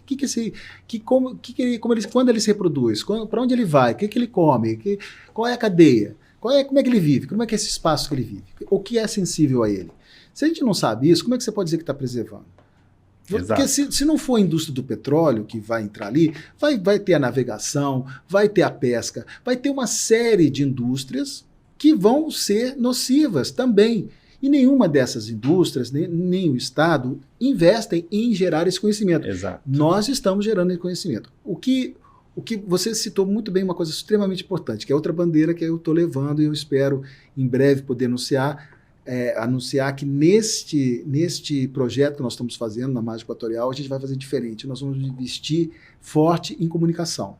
Nós estamos desenvolvendo um site em que a gente vai criar um espaço de referência de comunicação entre o empreendimento, entre nossa indústria e as comunidades que são afetadas, e comunidades que eu digo, desde o pescador à criança que está na escola, para ela saber. Eu me inspirei muito nessa parte de criança, de educação ambiental, no projeto Tamar. Eu sou muito amigo da Neca Marcovaldi, que foi e o seu esposo Gui Marcovaldi, que foram os criadores do Tamar, que fizeram com que a Praia do Forte seja um bom exemplo mesmo. É um exemplo Tamar, maravilhoso. Um exemplo de comunicação. Cara, você conversa com a Neca, ela conta a história de quando eles chegaram lá, nos anos 80, em que os pescadores comiam tartarugas. Aquela população toda ali se alimentava de tartaruga. Então eles estavam levando as espécies à extinção. E elas, com aquele trabalho de educação ambiental, começa a capturar o coração e mente daquela população, e hoje eles são defensores das tartarugas, porque eles conseguiram uma situação em que aquela população, aquela sociedade, aquela comunidade vive da saúde das tartarugas, porque as pessoas saem do mundo todo para lá ver a coisa mais linda, que é uma desova, uma soltura de tartaruguinhas. Então, você cria um ambiente em que você compromete a comunidade. E é isso que eu quero fazer. Eu quero tentar chegar perto disso, né? A gente vai investir para isso. Agora, para a comunidade científica, nós estamos fazendo uma entrega única. E não só para a comunidade científica voltada aqui para a indústria de óleo e gás. Né? Não, a comunidade científica mesmo, científica ambiental. Né? Biólogos, sociólogos. Seja, Luciano, esse valor, esse investimento que eu estou falando, 25 milhões de dólares, ele pode ser muito dinheiro à toa ou pode ser um dinheiro justo. Se eu tiver uso para esse dado, se eu conseguir dar destino que esse dado foi pensado, a gente está... Isso depende muito desse comprometimento das pessoas, e para ter esse comprometimento depende dessa comunicação e dessa educação. Com certeza. E não é fácil, porque nós não sabemos comunicar. Então você tem que começar a procurar pessoas que saibam comunicar. Então, quando você me falou do seu projeto aqui, achei lindo, porque não tem pessoas dentro da nossa indústria que se preocupam com a comunicação. A gente começou a nossa conversa aqui falando sobre como um professor abre uma porta, né? Luciano, se assistindo a série de eventos que você vai fazer aqui, série de episódios que você vai gerar aqui, se você conseguir abrir uma cabeça, se você abrir a vida de uma pessoa, der um 10, você já fez uma missão de vida. Exatamente. Acho que isso é um ponto que me deixa muito motivado com esse projeto. É isso. Acho que assim, eu tive acesso a algumas informações ao longo da minha carreira, da minha vida, e me senti um pouquinho agoniado de guardar certas informações, porque eu vejo muito profissional, muita gente querendo entrar no mercado ou fazer alguma coisa diferente, ou realmente querendo um caminho para poder seguir, e está limitado nessa comunicação. Ou seja, está conversando sempre com as mesmas pessoas, do mesmo grupo, e isso eu acho que limita muito como ser humano para enxergar. Eu acho que esse projeto tem muito esse sentido, de entender um pouquinho. Eu falo aqui sobre óleo e gás, falo sobre mineração, sobre tecnologia, para todo mundo entender pontos de vista diferentes e talvez se identificar com alguma. E é isso que você falou, se alguém... Inspirar alguém, assim, se alguém se ajudar a contribuir de alguma forma para alguém, algum conhecimento, já está valendo para caramba o projeto. Com certeza. E eu acho que isso vai evoluir, né? Você pode diversificar. Eu acho que uma coisa que vale muito a pena, que eu me preocupo muito, e acho que não é um fenômeno só brasileiro, não. Acho que é um fenômeno mundial. Como é que nós estamos, como indivíduos, tornando impossível o debate. O debate é visto hoje como uma coisa conflituosa. Verdade. Né? Quando você fala, vamos fazer um debate, por que você vai brigar? Não, eu vou debater significa apresentar ideias, né? Assim, eu sou uma pessoa que eu vou para uma conversa, eu não vou com minha mente fechada, eu não tenho não digo aqui, eu tenho meus valores, eu tenho meus conhecimentos. Se me apresenta um conhecimento que diverge do que eu creio, do que eu estou vendo, como diz, eu já havia falado, não tem compromisso com o erro, não, eu vou mudar de ideia, vou evoluir, vou caminhar para outro lugar. E eu acho que nós estamos muito engessados. Você falou muito bem, eu tive agora recentemente, coisa de 2 meses atrás, teve um evento de CCS, promovido pela APG, e no mesmo de 2 dias estava um evento do Instituto de Oceanos, não vou lembrar a sigla, sou péssimo com sigla, mas teve Uhum. E assim, eu fui, assim, de manhã eu ia num, de tarde eu ia no outro. No nosso evento CCS eu estava em indústria, só falando das benesses, das belezas e tudo mais. Nenhum aspecto contraditório. Você ia no outro evento só falando da demonização de como o petróleo está trazendo, ou as indústrias, como estava destruindo mudanças climáticas e tudo mais. Mas isso, e ninguém de um lugar no outro. Isso, exato. Aí você vai ficar só pregando para convertidos. Como eu gostaria de ouvir uma pessoa, como eu gosto de conversar com pessoas que pensam diferente de mim, me melhoram muito. E talvez eu contribua também para que essas pessoas pensem melhor. Eu acho que Exato. nós estamos perdendo isso. Estamos perdendo. Eu concordo com você, assim, tem que ter uma visão mais aberta e estar um pouquinho livre ali eu diria, de vaidade, de um certo ego. Sim. E eu acho que hoje, assim, em todas as áreas, todo segmento de discussão, você vê que há essas bolhas e as pessoas ficam se isolando, ouvindo opiniões que concordam com você, seja para alimentar sua vaidade, seja com a dificuldade do contraditório. E me espanta, assim, me deixa preocupado que a nossa área científica também acontece isso, de você ver eventos que você não traz, seja nem por, digamos assim, prevendo isso, não é nem interesse em fazer isso, mas naturalmente você conhece pessoas parecidas e pensam parecido e traz para aquele evento, como você está pregando para convertido. E eu acho que isso para a nossa ciência, para, por exemplo, a indústria, como a gente tem essa questão importante da discussão da exploração margem equatorial. Sim. É muito necessário ter esse espírito de discussão, porque eu entendo, assim, eu parto da premissa que todo mundo quer resolver o problema da melhor forma possível. Não tem nenhum vilão na história, da minha exatamente opinião. Isso. Não, a gente tem que entender que do outro lado, se pensa diferente de mim, não é que eu estou certo, você é o errado, eu sou o bonzinho, você é o malvado. Não, gente, todo mundo quer o mesmo, todo mundo quer o bem, né? Exato. E acho que acho que hoje, né, acho que a internet, ela aumenta muito isso, você vai encontrando mais parecido, mas me preocupa que a indústria e a discussão científica também eu percebo um pouquinho desse isolamento das discussões. O que eu acho muito, muito prejudicial para todo mundo, para o ecossistema, para a pessoa em si, né? Com certeza. Eu espero, sabe, Luciano, que nós estamos vivendo a infância dessa tecnologia, né? Que nós sejamos aquelas crianças que não sabem brincar, ainda estão quebrando o brinquedo.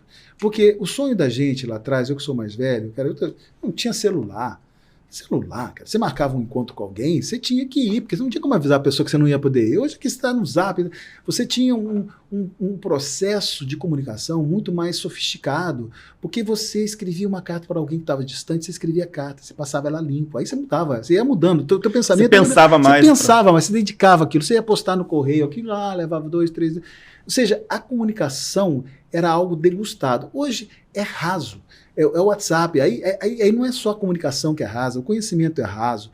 E nós estamos caminhando para um momento, para um ponto em que pessoas que estão com poder de decisão estão se baseando nestas informações. Isso vai ser um desastre para a humanidade. Concordo. Né? E isso não acontece só na nossa ciência, acontece transversalmente em toda a sociedade, em todos os campos do conhecimento. Então, e coisas assim extremamente nocivas, como essa sensação de que todos somos felizes, né?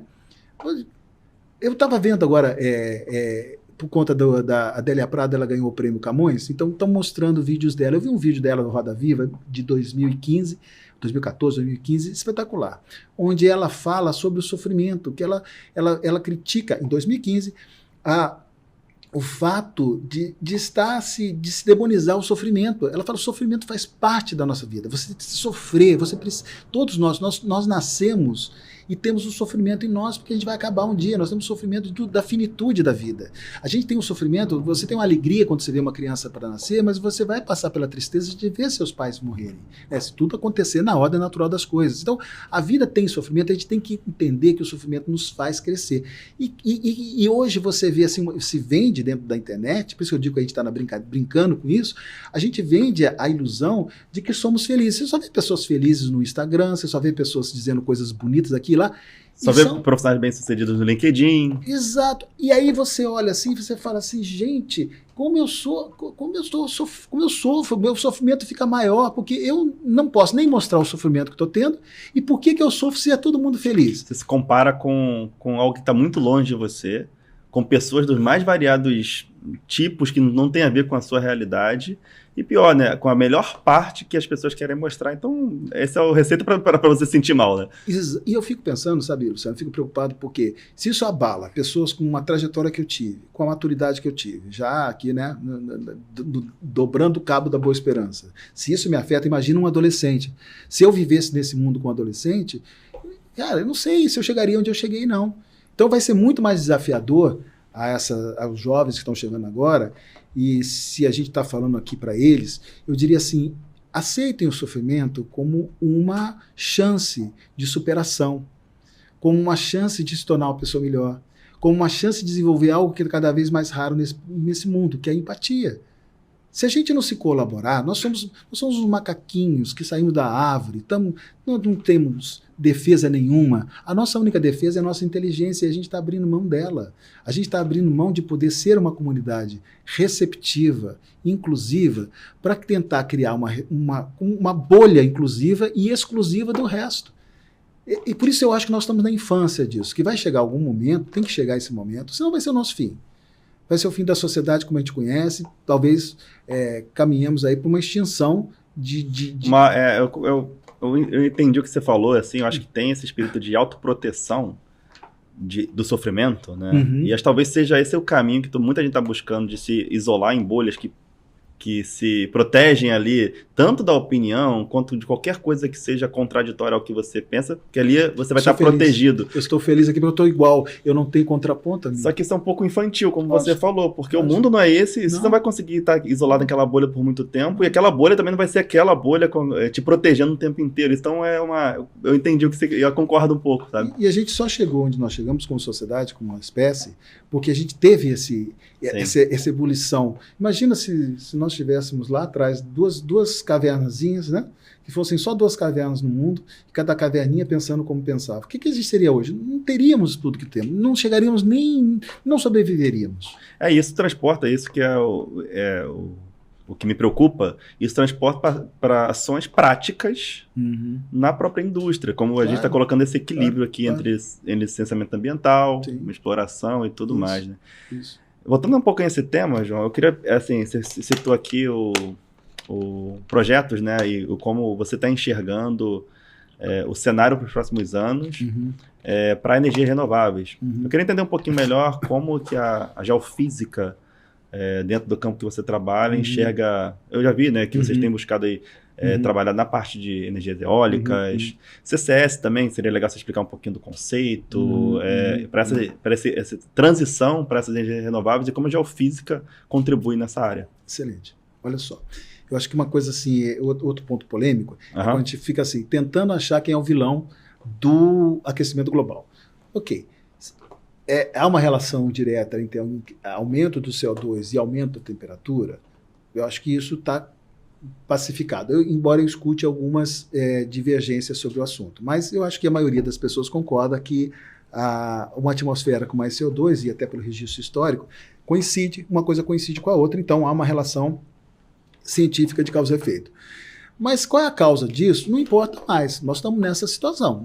Então nós temos, como nós tivemos, Luciano, não sei se se a sua geração chegou a ter pânico do aerosol, pânico da camada de ozônio. Não, eu me lembro dessa discussão, mas eu devia ser criança, mas eu lembro. Buraco na camada de ozônio, algo assim. Os buracos, cara, você ficava assim, se tivesse um site, que na época não tinha, mas se tivesse um site para você acompanhar como é que estava o comportamento da camada de ozônio, eu tenho certeza que muita gente ia estar ali desesperada, porque era o grande vilão da época, e a gente reverteu, porque realmente existia uma relação de causa e efeito, a gente tinha substâncias que estavam nos aerosóis, nas geladeiras, então, nos refrigeradores, que se iam para a atmosfera e quebravam o ozônio, transformavam o ozônio em O2, e aí você perdia essa proteção para os raios ultravioletas, e estava-se criando, se dizia que ia acabar a camada de ozônio, e essa proteção ia nos levar todos ou nós íamos viver em lugares fechados, porque a gente não ia poder pegar sol. E a gente reverteu, a humanidade reverteu isso. Foi uma campanha, então a gente viveu uma experiência que a gente pode reverter isso, e hoje nós temos que reverter isso, né? Não podemos nos iludir que a gente vai fazer uma substituição rápida e eficiente do hidrocarboneto na estrutura das nossas economias. A gente está Por sorte, nós estamos vivendo, e isso eu digo assim, quando eu comecei a falar dos meus pais, eu olho para os meus pais, eram pessoas que viviam em cidades médias e não tinham luz elétrica em casa, né? Eu não estou falando de uma... Eu ouço às vezes as pessoas falando em... as pessoas que não têm luz elétrica em casa.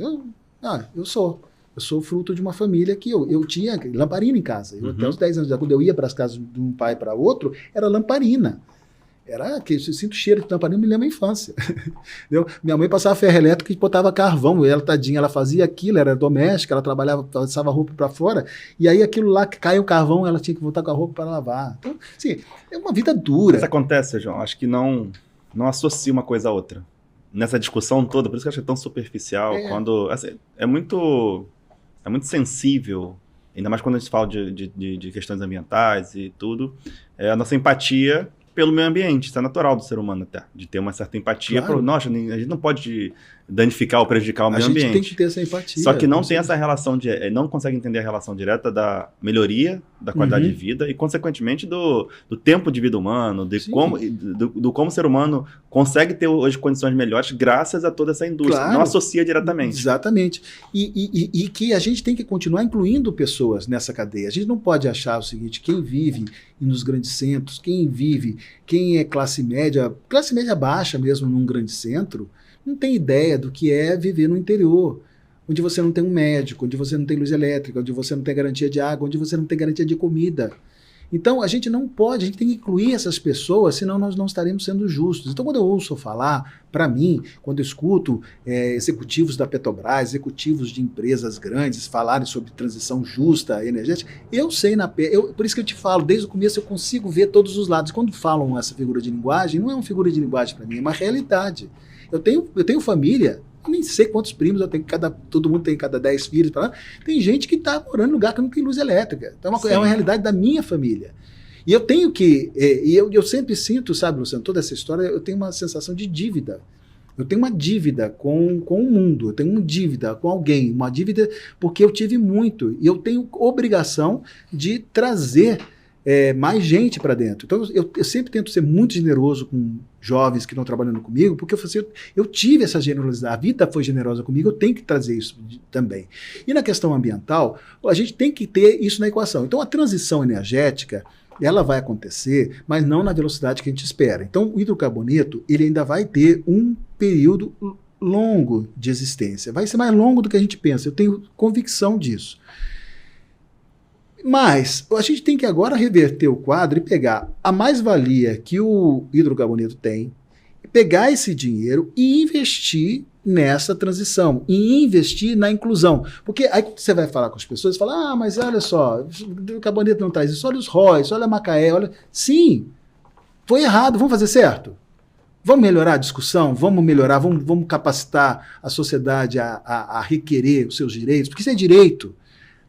A legislação é fantástica, Luciano. Isso que dá mais tristeza, porque ano passado eu fui convidado para várias audiências públicas e eu me preparei assim, o que queria, como eu tinha, meu nome é Enéas, eu tinha que falar em 10 minutinhos, uma ideia complexa pra caramba, eu tinha que organizar muito bem meu pensamento.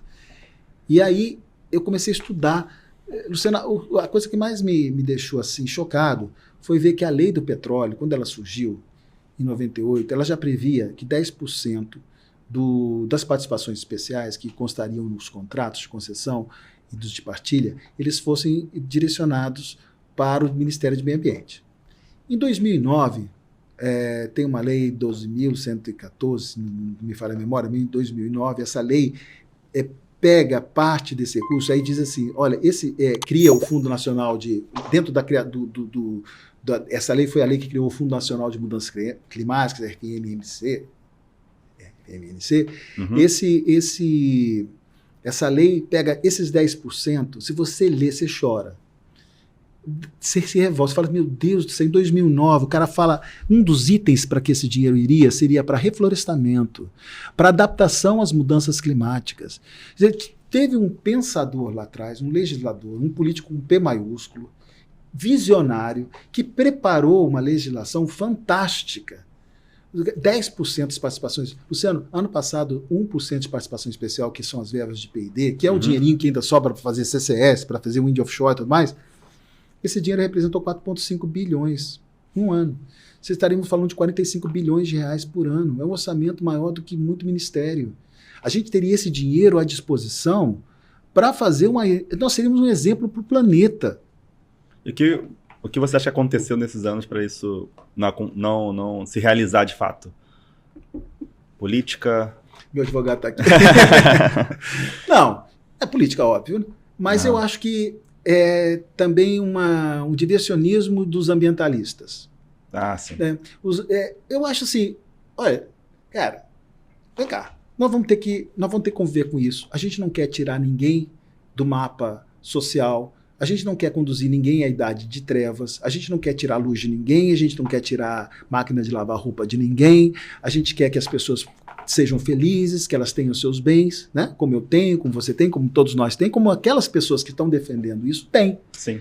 Então, se eu parto desse princípio, eu tenho que pensar que esses recursos, eu tenho que brigar para esses recursos chegarem com essa destinação e não ser contra a geração desses recursos. Porque acho que essa falta do conhecimento que isso existe ajuda a pressionar esse tipo de situação. Porque se todo mundo tivesse esse conhecimento, que olha, esse projeto vai trazer esse tipo de recurso que vai gerar esse tipo de benefício para a sociedade, para o meio ambiente, né, respeitando aí as regras do ESG.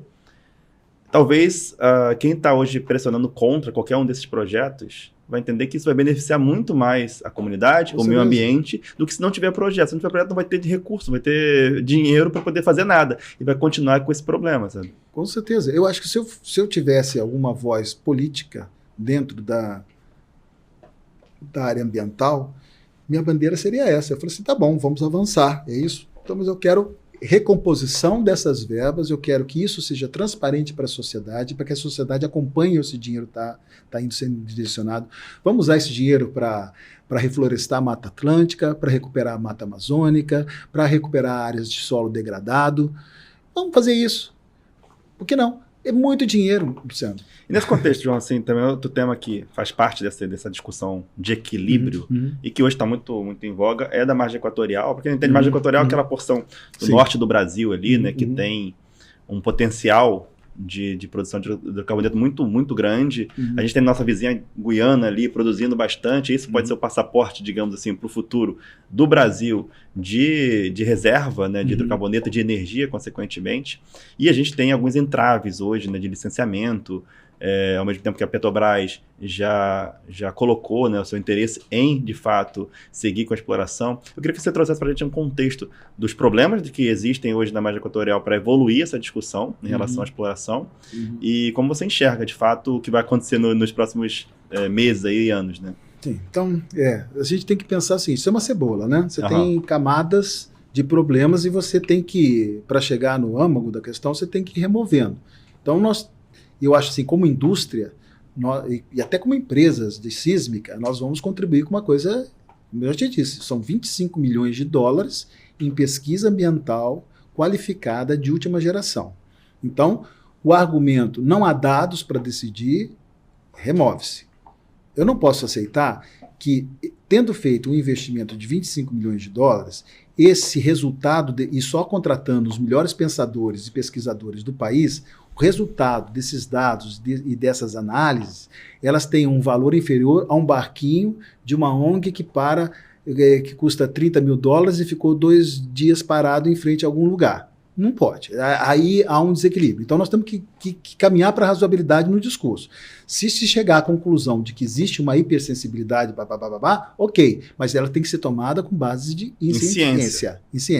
E pode chegar também ao ponto, Luciano, que eu olho para o modelo norueguês, porque hoje também a Noruega já está ficando muito assim, com um discurso bastante contundente, mas ela passou por essa decisão nos anos 80, nos anos 90, porque a Noruega é um país que que basicamente era formado de pescadores. Todo mundo que hoje é um grande empresário, ou que era até nos anos 80, era pescador. Ou veio da pesca, ou veio da floresta, era linhador. Era uma comunidade muito pobre, mas sempre com muita cultura. Europa, né? Uma sociedade que tinha consciência de que precisava de trabalhar colaborativo para vencer as dificuldades ambientais que existiam, do clima, né? De lá, né? Uma situação que não dá para você ser individual lá. Lá você tem que ser coletivo para sobreviver. Sim. Então, a Noruega, eu escuto pessoas ambientalistas lá dizendo o seguinte, olha, a gente tem esse cuidado, a gente trata de fazer a coisa da melhor maneira possível, mas se a gente tiver que decidir entre não fazer e fazer, a gente faz. A gente vai para a exploração, porque se não fosse a exploração, se não fosse o petróleo, nós não seríamos o país que somos hoje. A diferença é que eles pegaram o dinheiro que foi resultado disso, criaram um fundo e esse fundo se reverte para as populações. Não aconteceu isso no Brasil? Isso é um ponto, é uma caspa da cebola. É mais um ponto dessa cebola. Nós temos que melhorar a qualidade política do nosso povo, né? Nosso povo tem que ter mais consciência do seu poder, dos seus direitos para reclamá-los.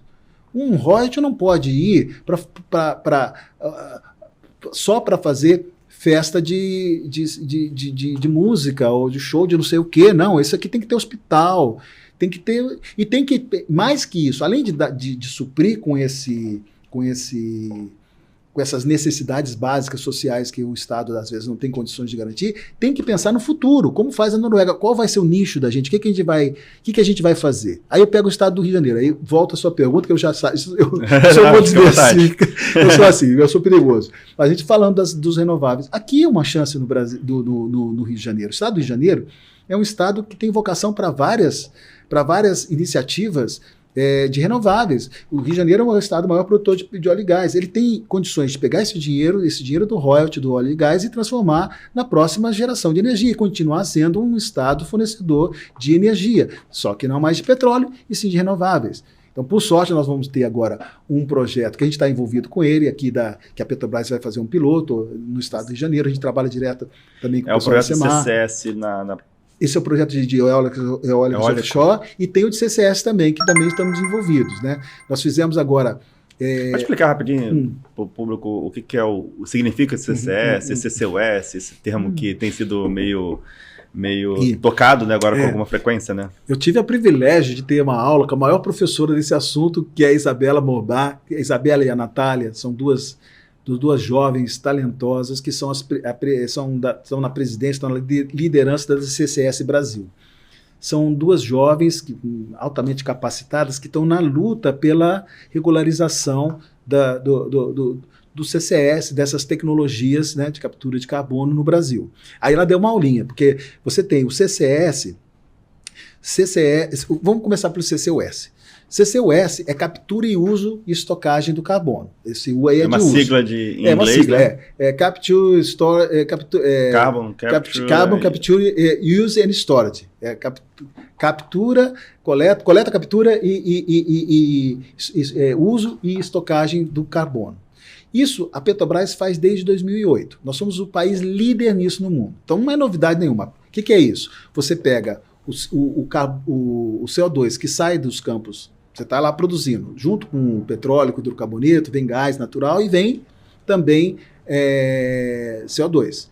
A Petrobras desenvolveu tecnologia e a Petrobras separa esse CO2 do gás que está saindo e reinjeta para aumentar a pressão, para recompor a pressão do campo para continuar a produção. Então ela estende o tempo. O uso desse CO2 é um uso para estender o tempo de vida. Ou seja, ao invés de jogar o CO2 na atmosfera, ele volta ela para o reservatório. Ele tem aí tem o uso, né, de você aumentar a pressão do reservatório para produzir mais. Exatamente. E ao mesmo tempo você não tem a exposição do CO2 na atmosfera. Então, é importante ter noção de que nós não estamos limpando a atmosfera com esse método. Nós estamos deixando de sujar. Exato. Né? Então, mas é um ganho, né? Você está deixando Essa é a busca de hoje em dia, de reduzir as emissões. Então, você já está reduzindo a emissão, você está tornando a produção de hidrocarboneto mais limpa. E isso a Petrobras é campeã nisso. A Petrobras, até 2022, injetou 40 milhões de toneladas de CO2. Em 2022, para cá, e até 2022, 40 milhões. Ela quer chegar em 2025 ao dobro. a 80 milhões. Em 2022, só no ano de 2022, acumulado foram 40 milhões. Só no ano de 2022, ela capturou 10,5 bilhões de toneladas de CO2. E isso foi 25% de toda a indústria no mundo. Então, ela é campeã. Ela tem tecnologia patenteada para isso. A Petrobras é um orgulho, né, cara? A Petrobras é a Petrobras. Isso é uma coisa que toda vez que a gente escuta os feitos dela, né, é um asset desse país.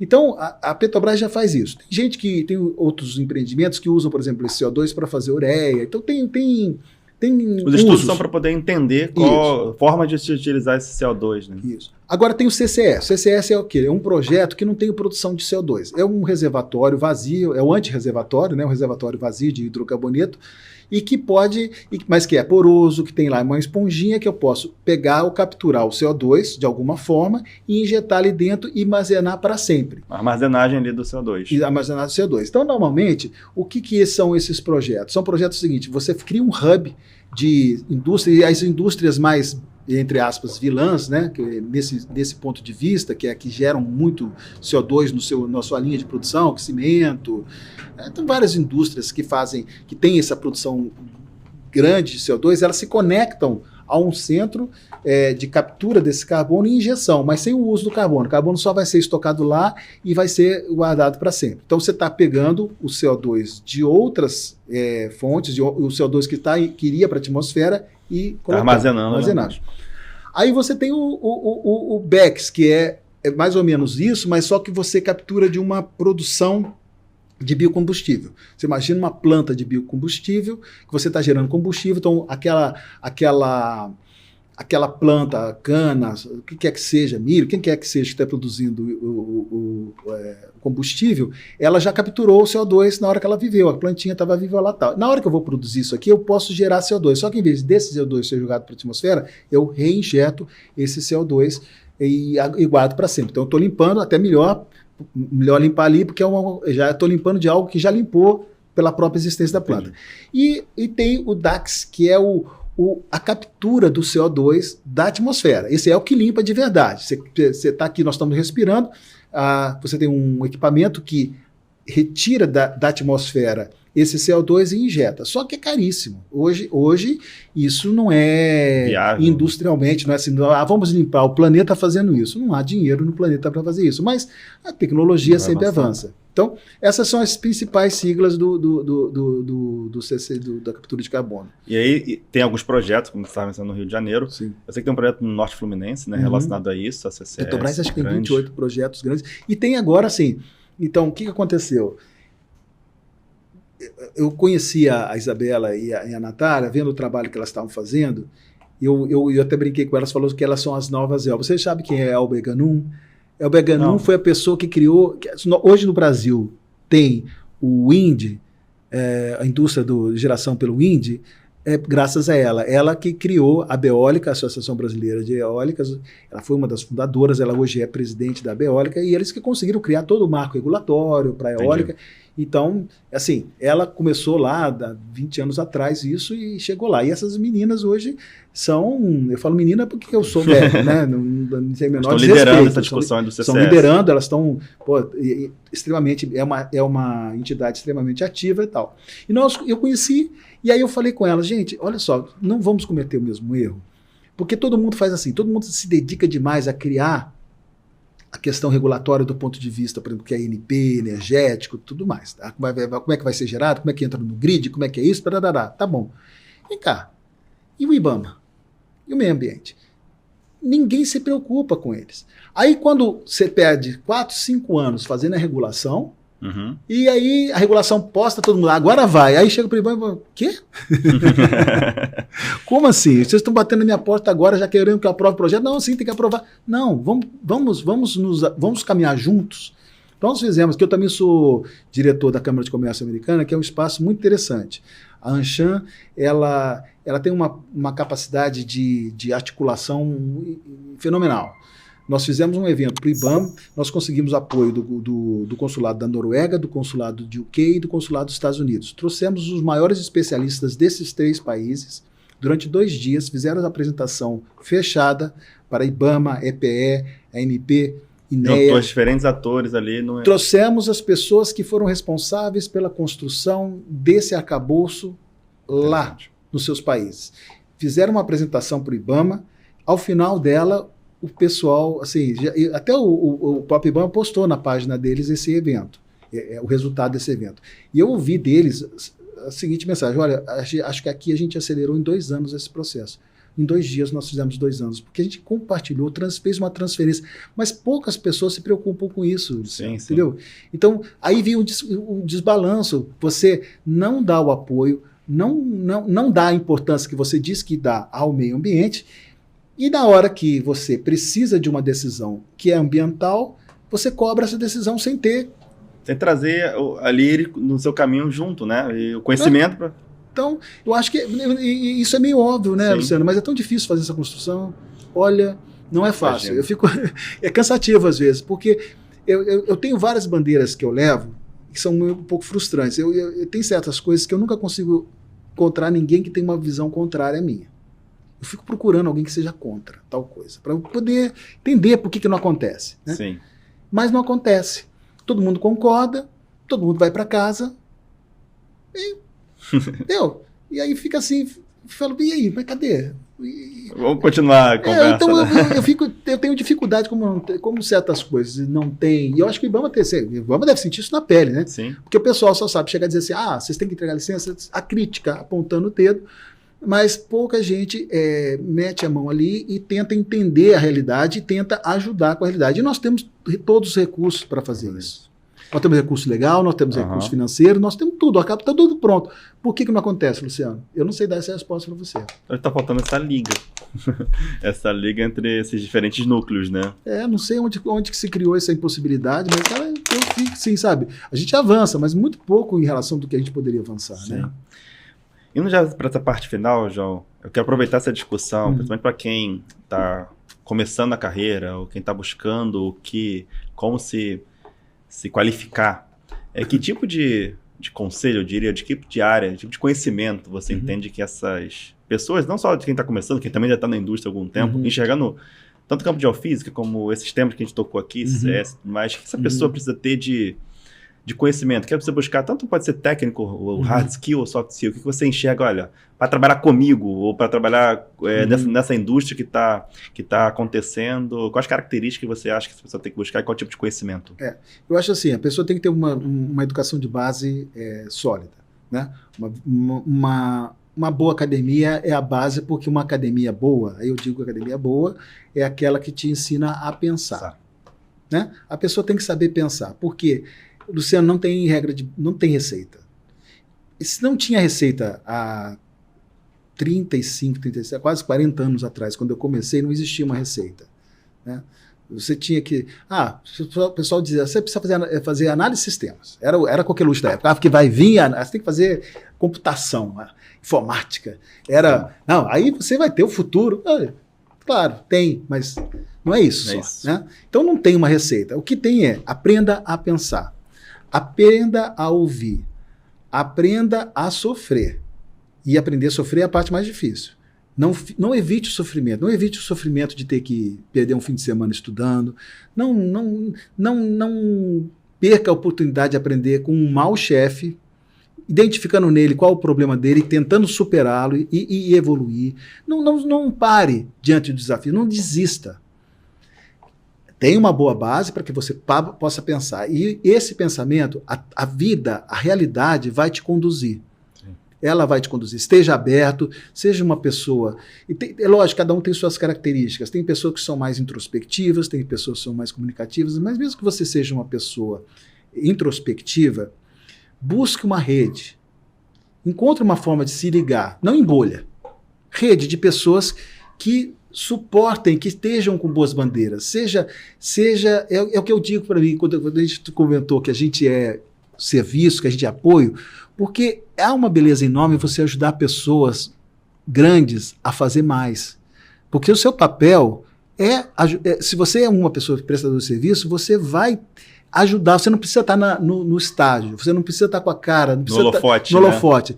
Você tem com tua equipe aqui, gente que está trabalhando para que isso aqui aconteça, que não aparece. Exatamente. Mas sem eles não teria nada. A gente estaria num bar tomando cerveja. Boa ideia. Mas é isso, sabe? Tem papel para todo mundo. Então, saiba aproveitar suas oportunidades, não desista. Saiba conviver com o sofrimento, porque, infelizmente, ele faz parte da natureza humana. E você vai ter sucesso se você souber superá-lo e aprender com ele. Perfeito. João, na parte final aqui, eu gosto de fazer uma brincadeirinha de escolha, entre você escolher entre uma opção ou outra, do qual você prefere, e algumas referências também que eu queria ter sua aqui. Tá. São coisas mais simples aqui, mas ajuda a entender um pouquinho sobre o João. O João gosta mais de cinema ou de Netflix? De ficar vendo um filme em casa ou ir ao cinema? Eu já fui cinema, hoje eu sou Netflix. É bom, né?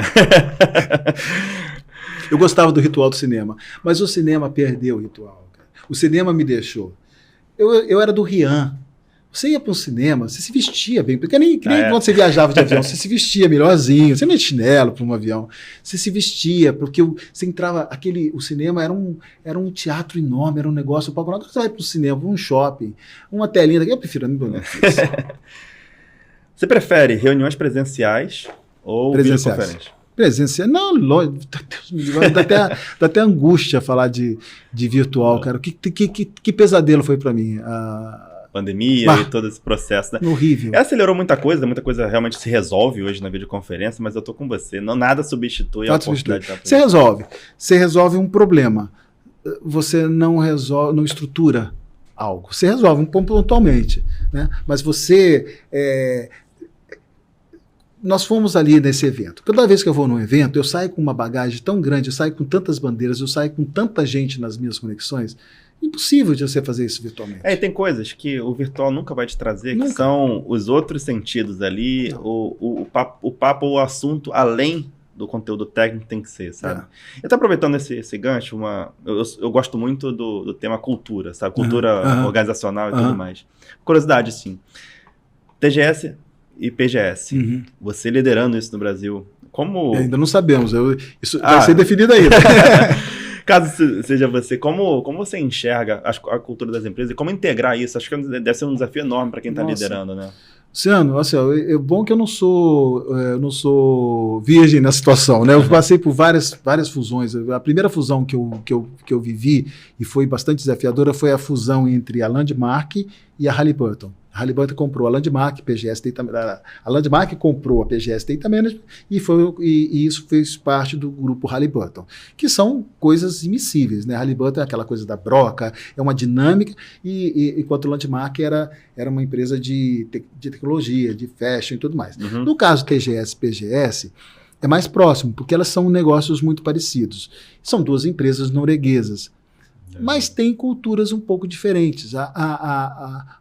Mas a gente já começa a sentir o processo de junção das duas que está se complementando, né? Se você olhar agora como foi anunciado até agora só o primeiro nível da empresa. Então, no primeiro nível da empresa, nós tivemos o David Rajovski, que continuou sendo o meu gerente, o EVP, ele vem da TGS, que é uma empresa muito focada em dado multicliente. A gente fez muito pouco dado proprietário.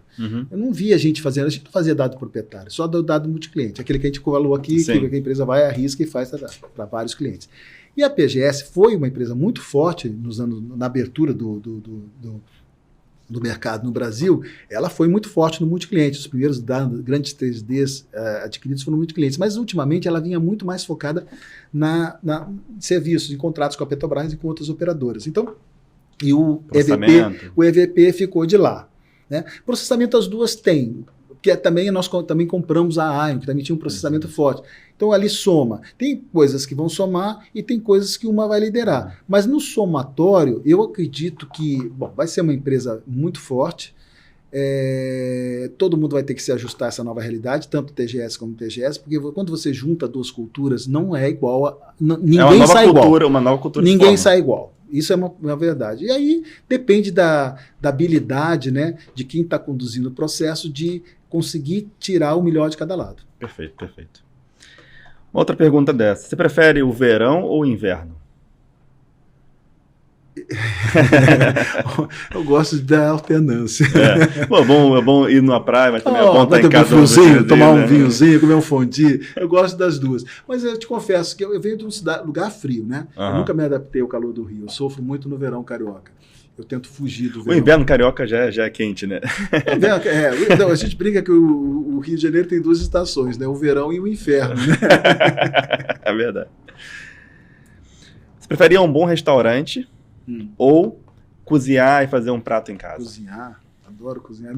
É minha terapia, minha cachaça. Eu vou para fim de semana, eu fico em casa, gosto muito de comer. E é o seguinte, sou tão bom, aí eu não vou ser humilde, não. Eu sou tão bom que eu não consigo comer comida tão boa como a que eu faço em restaurante. Eu pago mais caro e passo raiva, porque eu falo, pô, o meu é melhor. E não sou eu, as pessoas que vão comigo confirmam isso. E qual tipo de prato você prefere fazer? Eu gosto daqueles que dão trabalho, sabe? Aqueles que dá para tomar uma garrafa de vinho enquanto você está cozinhando. Gosto muito de fazer massa. Legal. Gosto de fazer massa. Assim, massa é uma coisa que eu gosto de mexer, fazer pão, fazer massa. É gostoso. Legal. E música? Você prefere rock ou samba? Difícil. Depende do samba, né? Depende do rock também. Mas eu gosto, assim, música boa, né? Música que me... ser música nacional, eu gosto com uma boa letra, eu gosto com mensagem. Você vai ficando mais velho, Sandro, você vai ficando menos assim de agitação, né? Você gosta de coisa mais contemplativa. Música, para mim, hoje, é uma coisa para me relaxar, para me introspectar. Já foi a época que eu ia para a Gandalha, né? Aí na Gandalha era música, né? Então, mas eu gosto de ver as pessoas se divertirem. Eu tô nessa agora, eu comprei uma vitrola e tô comprando disco. E tô nessa contemplação. Tu pega um disco, aí tu coloca, aí você vê o encarte, acompanha. Olha, você nem fala, isso que dá corta o coração. Eu me desfiz de todos os meus vinis. Desfiz, porque chega uma época, né? Começou... Ocupa muito espaço também, né? Nós vivemos aquela mensagem falsa de que o CD era para sempre. Quando surgiu o CD, eu falei, isso aqui nunca vai subir. Cara, o que eu perdi de CD... E os meus vinis, os poucos que sobraram, estão lá inteirinhos lá em casa. E os CDs, não tem nem onde eu vi mais, né? Primeiro daí, né? Eu não vou comprar um negócio para plugar no computador. Já uma eletrola, já está retrofit, né? Você já compra, já é um negócio que você põe... Já fica no móvel ali. Móvel, já virou peça. Uma experiência. Queria algumas referências também, João. Um livro, referência que você recomenda, gosta? Se tiver aí na cabeça. Sim. Também. Não, eu tô vendo aqui que tem um que me chama a atenção. Eu gostei muito de ler o que você tem ali, o Sapiens. Eu gostei muito. São dois livros que eu gosto muito. Eu adorei esse Sapiens. Eu gostei muito dele. Achei um livro... Os outros eu não me gostei... Dele eu não gostei tantos, não. Não achei... O Yuval deles é muito bom. Eu gosto muito de crônicas. Eu gosto... Se eu fosse dizer uma paixão, se eu tivesse que eu ler uma paixão, Clarice Lispector. Eu acho que Clarice Lispector é extremamente viajante. Eu entro ela é como música progressiva, rock progressiva. É uma coisa que você escuta, você ouve, você vai, sabe, navegando naquela mente louca que ela tem. Adoro. Clarice Lispector, é minha preferida. Toda a coleção dela. Tem ela todinha. Volta e meia, um livro que eu leio. Lendo Dostoiévski, criança, né? Um filme ou uma série? Aí eu assisti agora Flowers, muito triste, que eu, assim... Lost Flowers of... uma coisa Hart, Alice Hart. É uma série que está na Netflix, muito, muito bonita, que fala do passamento de uma família conflitiva, abusiva, uma história complexa com várias camadas. Um drama. É um drama. E assim, como eu te falei, eu fui criado por pessoas muito mais velhas, então eu acompanhei assim, muita gente no final, sabe? E aí quando eu vejo uma história que mostra a pessoa aí partindo, me traz tanta gente boa que eu sinto saudade. Não, só tem uma série que eu gosto muito também, um drama, que é um drama familiar, que é This Is Us. Não sei se você já assistiu também. Já vou botar na minha lista aqui. Também é um drama muito, muito impactante, assim, que eu gosto muito. Uma referência de liderança. Seja qual for, seja alguém que você já se inspirou, seja alguém que está no seu cotidiano, uma liderança que você acha positiva. Uma liderança positiva. Cara, você bem piegas, assim, vai parecer piegas, mas é realmente uma pessoa que me marcou. Gandhi. Não, é excelente. Porque, assim, a força da sensibilidade, a força da fragilidade. A força da fragilidade é uma boa definição. Mas não é, assim, uma fragilidade frágil, assim, Não, não é uma Madre Teresa de Calcutá, força. que tem a fragilidade de Madre Teresa de Calcutá, que é belo, né? Mas é muito, assim, pacífica. Ele é pacífico, mas forte, resistente. E eu acho que a mensagem que ele fez, ele transformou um país do tamanho da Índia, né? Numa época extremamente desafiadora. E a gente não tem uma pessoa que nos liberte assim, né? Não tem um líder mundial hoje, né? Você não consigo ver um líder. Qual seria um líder vivo hoje que você fala assim, pô, tem, cara. Verdade. Por último, uma frase, ou se você tiver alguma frase na cabeça que você tem ou curte, assim, de carregar. Eu não sei uma frase assim, não tenho, mas eu carrego esse pensamento. Eu recomendaria que vocês entrassem lá no YouTube e procurem a Adélia Prado, a fala que ela fala sobre o sofrimento. Eu acho que não tem várias frases ali que ela diz que são muito marcantes, e eu acho que a gente tem que aprender a ter uma relação construtiva com o sofrimento, porque ele é uma certeza na tua vida. Você vai sofrer. E você tem que saber superar esse sofrimento. Então, eu acho que é por aí. João, eu sempre peço, como último item aqui, assim, uma mentoria do João, pro próprio João, de 20 anos atrás. Se você se encontrasse agora com o João de 20 anos atrás, o que você diria para ele? Não tenha medo do outro. Continua acreditando no outro, que vai aparecer muita gente bacana na tua vida. Apesar das pessoas ruins que apareceram, vai aparecer muita gente boa. Não desiste do teu caminho. João, muito obrigado pelo papo, pelos ensinamentos. É muito legal sempre que eu vejo você falar sobre qualquer assunto. Como eu disse, você é uma referência que a gente precisa de pessoas que estão ali em diferentes ambientes e que conseguem enxergar as pessoas ali por trás e trazer esse olhar para uma indústria que muitas vezes é muito fechada. Então, a gente precisa de mais pessoas com essa visão. Acho que vai ajudar o nosso planeta como um todo, sabe? Não só a indústria, não só o ecossistema, mas como um todo. Fiquei muito feliz pelo seu aceite em estar aqui. Obrigado aí pelo Obrigado papo. a você, Luciano. Muito sucesso. Eu acho e tenho certeza que esse formato vai ter uma longa duração, e eu fico aguardando pelos novos formatos que virão. Muito obrigado. Pessoal, então, a gente fica por aqui. Agradeço a todos aí pelo apoio, e quem ficou até o final, peço que se inscreva no canal, super importante pra gente acompanhar aí a opinião de todos vocês, comentem também, e até o próximo episódio aí do B2S Podcast. Grande abraço. Até mais.